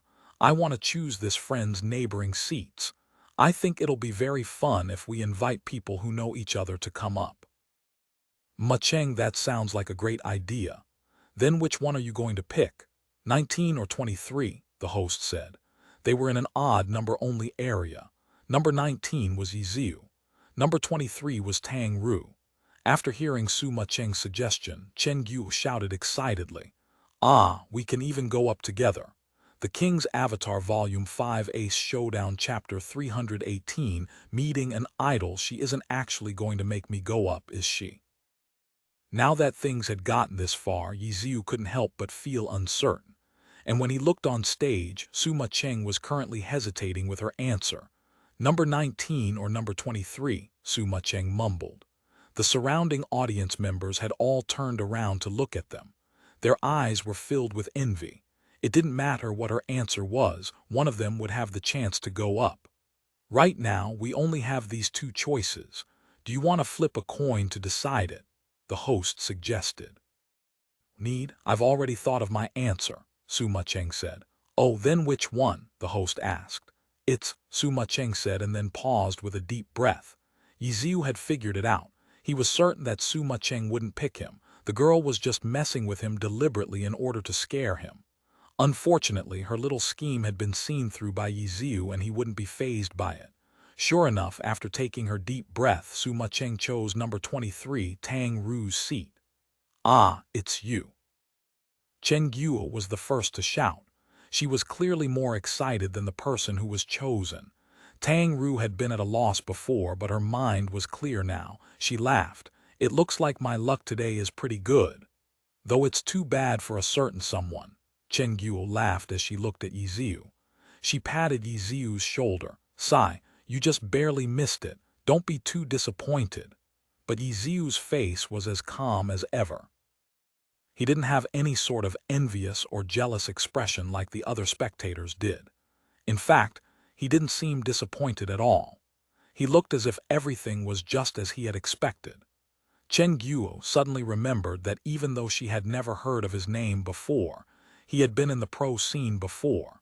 It seemed like going up on stage really wasn't that big of a deal for him. Chen Guo felt somewhat sorry that she wasn't able to use this opportunity to deal a blow to Ye Xiu. The host had already called the two forward, and the two handed their belongings to Ye Xiu to take care of. Work hard and admire our heroics. Chen Guo handed her binoculars over to Ye Xiu. Good luck getting closer to your idol. Ye Xiu laughed. As if you need to say that. Chen Guo loftily turned around and walked towards the stage with Tang Ru. The final two guests have arrived on stage, two very beautiful girls. Let's all get to know them. The host noticed that Chen Guo and Tang Ru were both very beautiful. It could be said that they weren't much inferior to Su Ma Cheng. Could I ask for your names? The host asked. Chen Guo, Tang Ru, the two replied. It seems like you two are like Ma Cheng wanted. Are you two together? The host asked. Yup, we're good friends. Chen Guo replied. You two were lucky enough to participate in today's event for the All-Star Weekend. What are your feelings about this? The host continued to ask. Of course, I'm very excited. The questions were pretty much all answered by Chen Guo. After Tang Ru said her name, she just stood on the side with a smile. Her gaze turned as she saw the All-Star Su Ma Cheng, Chen Guo's favorite All-Star, smiling at her. Their gazes met, and Su Ma Cheng waved her hands back, smiling. Tang Ru was somewhat startled, but she quickly returned a friendly smile back. Of course, it's Su Ma Cheng. At this moment, the host asked Chen Guo who her favorite player was, which Chen Guo replied quickly with Su Ma Cheng's name. The host immediately had Su Ma Cheng come over and interact with her fan. Chen Guo didn't know whether she was dreaming or not, but everything seemed to go by too quickly as she was rushed over. When she got in front of Su Ma Cheng, she became a lot more boastful. Hearing Chen Guo's gentle and low voice talking with Su Ma Cheng was enough to make people familiar with her feel like it wasn't real. But the host couldn't only revolve around them. After all, the three other pro players and the other two guests were already on stage as well. They couldn't be left feeling ignored. While the host interviewed the other participants, Su Cheng and Chen Guo were still chatting with each other. In truth, Chen Guo had no idea what she wanted to say to her idol, though Su Cheng took the initiative to chat with her about some of the fun things interesting to glory female players. Unfortunately, they didn't have much time to chat. After the host finished with the introductions, the match officially started and the 8 players went to their respective platforms. It was too short. This was Chen Guo's only regret. She really wanted to chat with Su Cheng more. Su Cheng was no longer that faraway idol that she could only see on the internet, but instead, she was like a good friend. She really wanted to get closer to her. Sadly, when the day was over, Chen Guo knew that she would never get another chance. In the end, Su Cheng was a celebrity-type figure and she was just a normal player. Reality was always like this. When Chen Guo walked up to her platform, she felt quite forced and looked back from time to time at the spot where she had chatted with Su Cheng. The event continued. After the 8 players went up onto their respective match platforms, they began to log in with their account cards. The host had obviously asked about their account's class and level. However, Tang Ru's soft mist wasn't even level 40 yet. If she played with the other max-level characters, then it wouldn't be fair at all, so the host proposed to give Tang Ru a level 70 battle mage account. Tang Ru didn't complain and gladly accepted it. The 8 players' characters were projected onto the stage. The electronic screens featured each character's perspective. But to everyone's surprise, when Chen Guo's Chasing Haze appeared on screen, there was quite a bit of commotion among the audience. Chasing Haze. That Chasing Haze. After seeing that character appear, the audience members suddenly began to discuss with one another. Yeah, it's that one. I remember her equipment. Some audience members affirmed. Chasing Haze was quite famous and her fame came from when Ye Xiu used her to battle with Poplar Beach. Poplar Beach might not have been very well liked, but in the heavenly domain, he was certainly a famous expert. To be beaten so quickly in such a manner caused quite a bit of commotion in the gaming community. The recording for that match had been on the popular videos ranking list for a very long time. Whoever saw the video knew of Chasing Haze. During those initial days of popularity, Chen Guo constantly received friend requests every day. Her mailbox had received countless letters with all sorts of content in them. Chen Guo had been tossed from side to side so much that, in the end, she directly closed her ability to add friends and shut down her mailbox in order to go back to her peaceful days. And now, Chasing Haze had suddenly appeared at the All-Star Weekend event, which was quite surprising to the audience members. Chasing Haze was like a grassroots celebrity. Her fan base could be considered quite large. Her appearance on stage didn't lose to those 3 other pro players. As for the other guests, they were only given a polite applause. The hosts had no way of anticipating this. Quite a few people knew of her. If they had known that such a coincidence would occur, the hosts would have fully utilized it.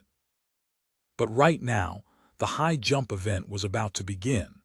The map was projected onto the stage as the 8 characters lined up. The 8 characters all had their heads up, looking up at the steps floating in the air. It was the first time the high jump event was like this. The floating steps didn't have any mountain walls as obstacles, so there was much more freedom in the jumping and the competition would be more intense. The 8 players didn't have much time to look. After the 8 characters each got into their position, the match quickly began. Bang! A gun sounded and the match began. The pro players used their own methods to jump up. Su Cheng, as the all-star, didn't disgrace her status. She used her aerial cannon to jump up and rapidly ascended. After a few ups and downs, she pulled ahead of everyone. This high jump event clearly wasn't as simple as the hurdles. For that one, if you didn't know what you were doing and you just ran straight forward, you would eventually reach the finish line. But for this high jump, if the players failed their play, they would fall down just as the Sin City clock tower. Of the 4 guests, 3 of them were doing quite well. Only one of them clearly wasn't good enough. After a few jumps, that player would always fall down. Like that, no one needed to work it out for him. He himself knew that he wouldn't be able to finish the match. As for the pros, they began to compete. Like the hurdles, the pros felt too bad for bullying the guests, so they fought amongst one another. And it was too easy to mess things up for others in this event. If a player was hit by a crowd control or knockback skill, then they would immediately have to start from the bottom again. The King's Avatar Volume 5 Ace Showdown Chapter 319 Harming Others. For one's personal gain, the high jump event was much more difficult than the hurdles event. Even though the match was only for fun and winning or losing didn't matter, repeatedly failing to reach the floating steps was a bit embarrassing.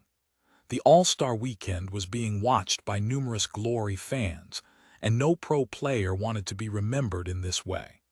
As a result, those who signed up for the high jump event all had real skill in this area. There were many areas a player could be strong at in Glory. Every pro player had particular skills or techniques they excelled at.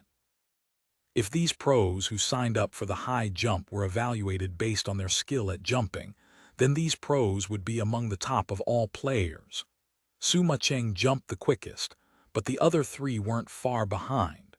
These 4 had strong fundamentals for jumping. They continued to steadily ascend as they fought with one another. Those who were hit down wouldn't fall to the very bottom. They would usually fall a bit, and then think of a way to stop their descent at a chosen floating step. This type of difficult game immediately created a clear divide between the pros and the normal players. Tang Ru's mechanics were completely based around her hand speed. However, this type of jumping required the player to determine the distance, height, and jumping power. With only her hand speed, every time she jumped onto the next floating step, she had to stop and slowly think about how to jump onto the next one. Compared to her, Chen Guo was a bit faster at this. Another guest had pretty decent skill as well, but the remaining 4th guest was more miserable. Overall, he was very bad in this area, and after a few jumps without any interruptions, he would fail again and again. He immediately became the star of the show. Every time he fell to the bottom, the audience would laugh. Even the commentators were paying attention to him. In the beginning, they had been encouraging him, but towards the end, they were stumped for words. He simply wasn't good enough. It had nothing to do with how hard he was trying. Being laughed at for failing wasn't easy for this poor brother. Compared to the other 7 contestants, the 4 pros had already climbed so high that he couldn't see them anymore. As for the other 3 guests, even though they were way behind the pros, they were at least steadily climbing. Having seen the pros fight in the previous match, this brother suddenly felt inspired. He had become a joke, but he could at least drag others along with him. This guest just happened to be a sharpshooter, which was a long-range class. Thus, after jumping up a few times and feeling like he couldn't jump any higher, he took out his gun and fired at the other 3 guests. These 3 guests were completely focused on jumping up. Chen Guo and Tang Ru naturally wouldn't attack each other. As for the other guest, after seeing the pros so far ahead, he didn't feel like there was any point in attacking each other. If he made a mistake and accidentally fell down, then that would be very unfortunate, which was why he only thought of reaching the end floating step and nothing else. The 3 hadn't thought of doing anything bad to each other, but unfortunately, they had a poor crackpot beneath them. When the firing began, the 3 immediately panicked a bit. Compared to Suma Cheng and the other pros, their jumping skills were greatly inferior. Even under circumstances where there were no obstacles, they had to jump slowly and cautiously. With bullets flying towards them, danger sprang up all around them as they had to both jump and dodge at the same time. Using normal attacks wasn't enough for this guest. He fired the sharpshooter skill that Zhou Zekai had used in the hurdles, Thunder Snipe. The bullet flew up with a bang. The bullet headed towards Chen Guo's chasing haze. Chen Yu had played the game for many years and she knew of Thunder Snipe's power. But with her skill level, she wasn't able to determine where the bullet was being aimed at. Helpless, her only choice was to dodge. However, there wasn't much time to dodge, so she hastily chose to jump towards the next floating step. The bullet whistled by. It hadn't connected with Chasing Haze. But because Chen Yu had hurried the jump, Chasing Haze missed the floating step and fell. Chen Yu immediately fired her cannon in the air and wanted to use aerial cannon to land on another floating step. But with her skill, her mechanics weren't involved in this move at all, only luck. Unfortunately, her luck failed her. Chasing Haze had gotten to a few floating steps, but she wasn't able to steady herself on them, and in the end, she fell to the very bottom. Chen Yu was furious. If everyone had been fighting, then being blown down like this wasn't too bad. After all, that was a part of the game. But the player beneath them had already been seen by everyone as being inferior in skill. It wasn't possible for him to finish the game, and it could be said that he had already been eliminated from the competition. But this guy was hurting others for his own selfish reasons. He wasn't able to jump up, so he just had to cause trouble for others. It really was somewhat disgraceful. As soon as Chasing Haze got up after falling down, she directly fired a Gatling gun at the sharpshooter. As if he had found a new toy to play with, the sharpshooter excitedly began to fight with Chen Yu. Two guests fighting with each other on the ground was a first for this high jump event. The audience were at first in disbelief, but they quickly thought of Chasing Haze's exceptional skill displayed in the video and felt like the fight would be quite fun to watch. As soon as one person took the lead, the others began to clap and cheer. The sharpshooter had gotten the wrong idea and thought he was the one being cheered for. His anger was appeased and he immediately began fighting with more energy. On flat ground, the sharpshooter's skill wasn't as poor as his jumping ability. After the two attacked for a bit, it wasn't certain that Chen Yu would win. The audience watched for a bit, but didn't see the skill they were expecting out of Chasing Haze, and all felt very disappointed. On that day, someone else had played on the Chasing Haze account. Quite a few players in the 10th server knew this, but this information wasn't given in the video, so players from other servers who had seen the video didn't know of this. On the ground, the two continued to fight intensely. Up above, the four pros were also fighting fiercely. In the middle, the two guests were the same as before. They didn't pay attention to each other and continued to jump. But Tang Ru's character stopped. After seeing that Chen Yu and the other guest were fighting evenly, without hesitating, she stepped off the floating platform and jumped down. The audience went into an uproar, but Tang Ru was very calm. She didn't feel fired up enough simply jumping up. But if it was PK, then she was quite confident in herself. The sharpshooter was still fighting with Chen Yu's Chasing Haze and didn't know that a disaster was coming from up above. The falling Tang Ru jabbed forward with her spear, causing the enthusiastic guest to stumble. Tang Ru's character didn't use any sort of stalling method, and after falling down from so high up, her health plummeted to half. Chasing Haze, on the other hand, had used aerial cannon to stall. Even though she hadn't landed steadily, she didn't take any damage from the fall.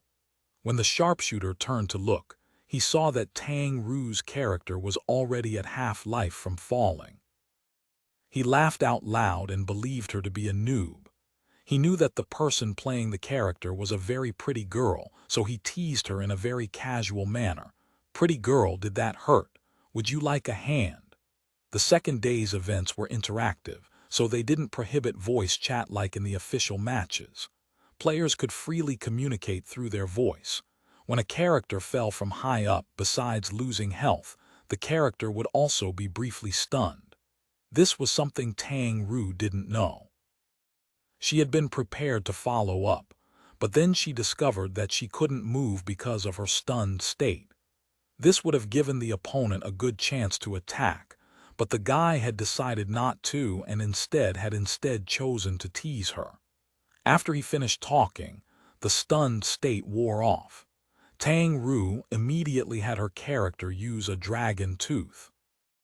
This max-level battle mage had a complete set of skills, but because Tang Ru was only familiar with skills below level 40, she didn't use the high-leveled skills. When she added in points, she maxed all of the skills she was familiar with and then randomly put in points in other skills. Tang Ru was very serious for this battle, so she didn't want to test out any high-level skills and only used familiar ones.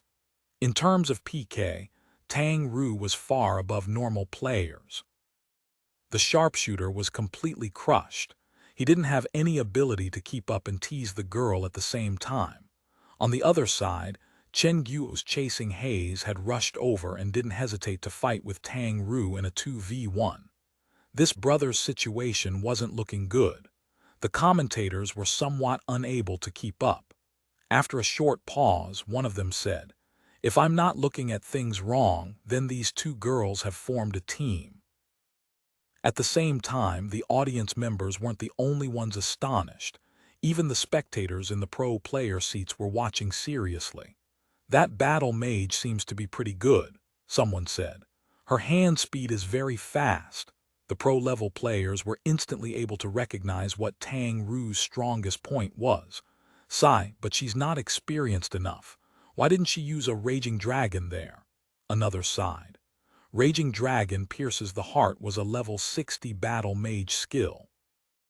It was a skill that currently wasn't in Tang Ru's train of thought. The King's Avatar Volume 5 Ace Showdown Chapter 320. Helping each other, the poor sharpshooter wanted to show off his might in front of the beauties, but his efforts only resulted in being flattened by them.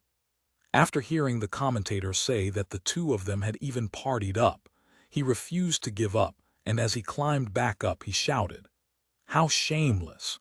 You even partied up!" The crowd laughed.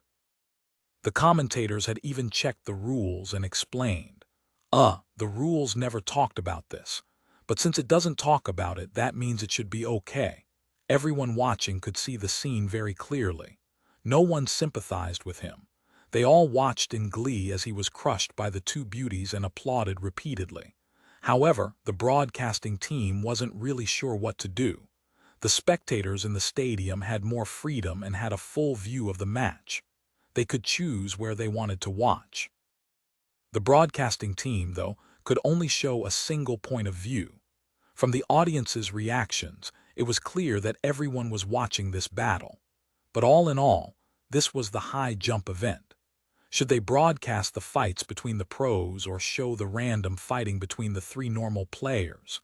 Seeing that he was unable to beat Chen Guo and Tang Ru, the sharpshooter chose to run. Tang Ru wasn't a person who liked to give up, and Chen Guo was already furious at him. The two didn't stop to rest and chased after him. The three, one in front and two behind, headed straight for the edge of the map. Quite a few of the audience members stood up, wanting to see what was happening at the border. Would they go off the map and into the stadium seats? In the end, just as that sharpshooter was about to run off the edge, he suddenly switched directions and followed along the borders of the map. The audience booed, but after a short moment, the audience went silent again. This was because they could see from the screens that it wasn't possible to run past the edges of the map. The audience couldn't see the edges of the map from the projection, but the screens gave the players perspectives. The map actually did have borders. After hitting a wall, what else could he do but turn? But how long could he run for?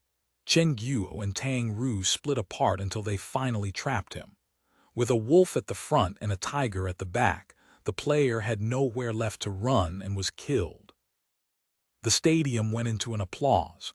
Tang Ru and Chen Guo's characters heroically returned to jumping up the floating steps. In the first event, the audience witnessed the great gunner, Zhou Zekai's elegance. In the second event, the audience witnessed a farce brought to them by the normal players. The atmosphere was lively, and even those at the pro player seats were talking amongst each other more. "What do you think?" Players in all of the teams were asking this question. The person they were paying attention to was, of course, Tang Ru. "Her hand speed is quite good," they all said. Though there's something that's really weird, a battle mage said. I watched closely the entire time, but I didn't see her use any skills above level 40. No matter how good the opportunity was, she never used them.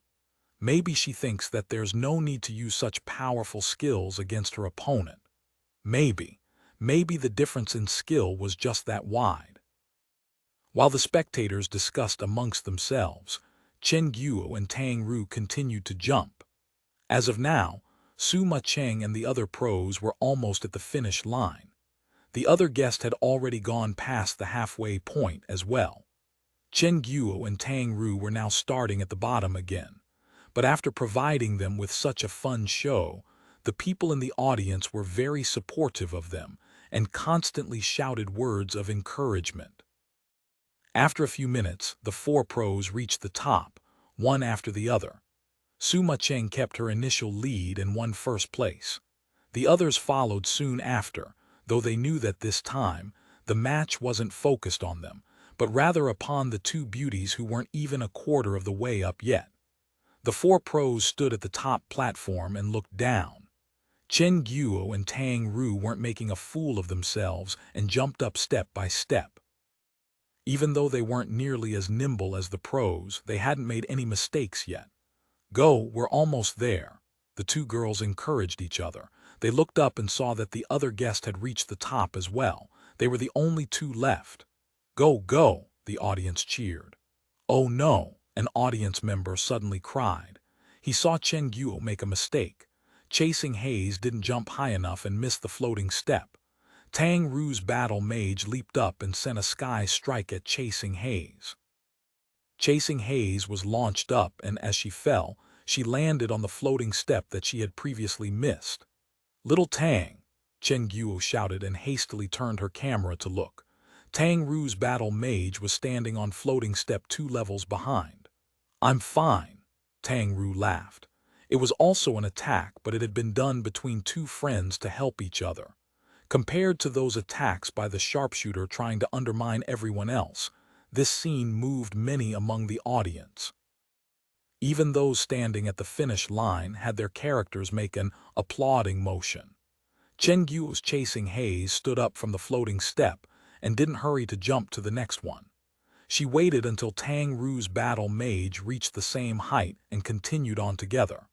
After this, their jumping went smoothly, and the two reached the finish line under the audience's cheers and shouts. The host went along and pushed forward to reach a greater climax. The 7 characters standing at the top waved their hands at the audience and then faded away. At the match platforms, the players walked down. Congratulations for your victory, Suma Cheng. Is there anything that you'd like to say? Under normal circumstances, the champion would be the last to be interviewed by the host. But this time, the host switched the order. The first to be asked was the champion, Suma Cheng. I'm very happy. But I'm even more happy that I was able to see such a beautiful scene in this event. I remember someone often said that glory has never been a game played alone. I really like this saying, and they perfectly showed this. I'm very moved, Suma Cheng said. Was this what you wanted to see when you picked the two of them? The host said.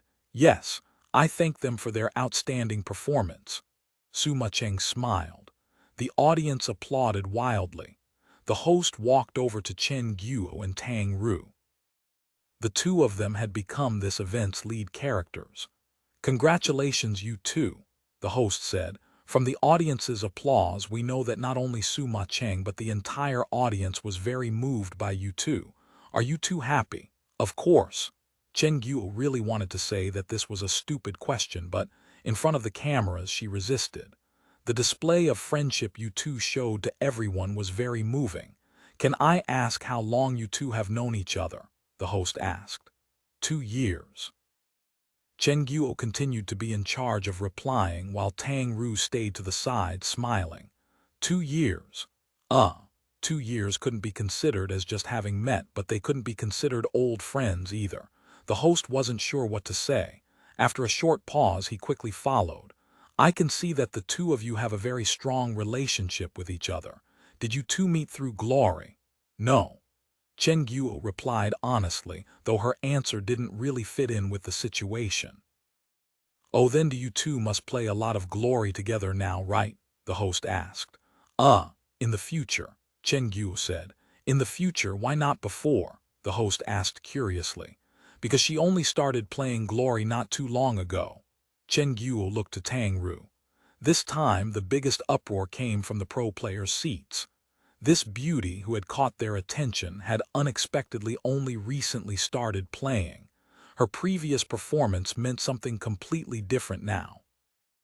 "Not too long ago, how long?" the host asked the question the pros were hoping to know. "About a month," Chen Guo said. "A month? Are you saying that before that she had never touched glory?" the host asked curiously. "Just a tiny bit," Tang Ru said. "How much is a tiny bit?" the host asked again. "I sometimes helped her with a few matches in the arena," Tang Ru said. "She even helped me finish the Heavenly Domain Challenge," Chen Guo added. The audience went into an uproar. For someone who barely touched glory to have beaten the Heavenly Domain Challenge. And then after seeing her previous playing, how was that someone who had only played for a month? Of the countless players, how many of them could play like that? The pros all looked at one another. Heavenly Domain Challenge. It wasn't anything difficult in their eyes. But with this, they had a better understanding of Tang Ru's skill and knew what having such skill with only 1 month of playing meant. Before this, the pro player's evaluation was only an "oh, she's not bad." But after knowing that she was just a beginner who had only played for a month, now that was frightening.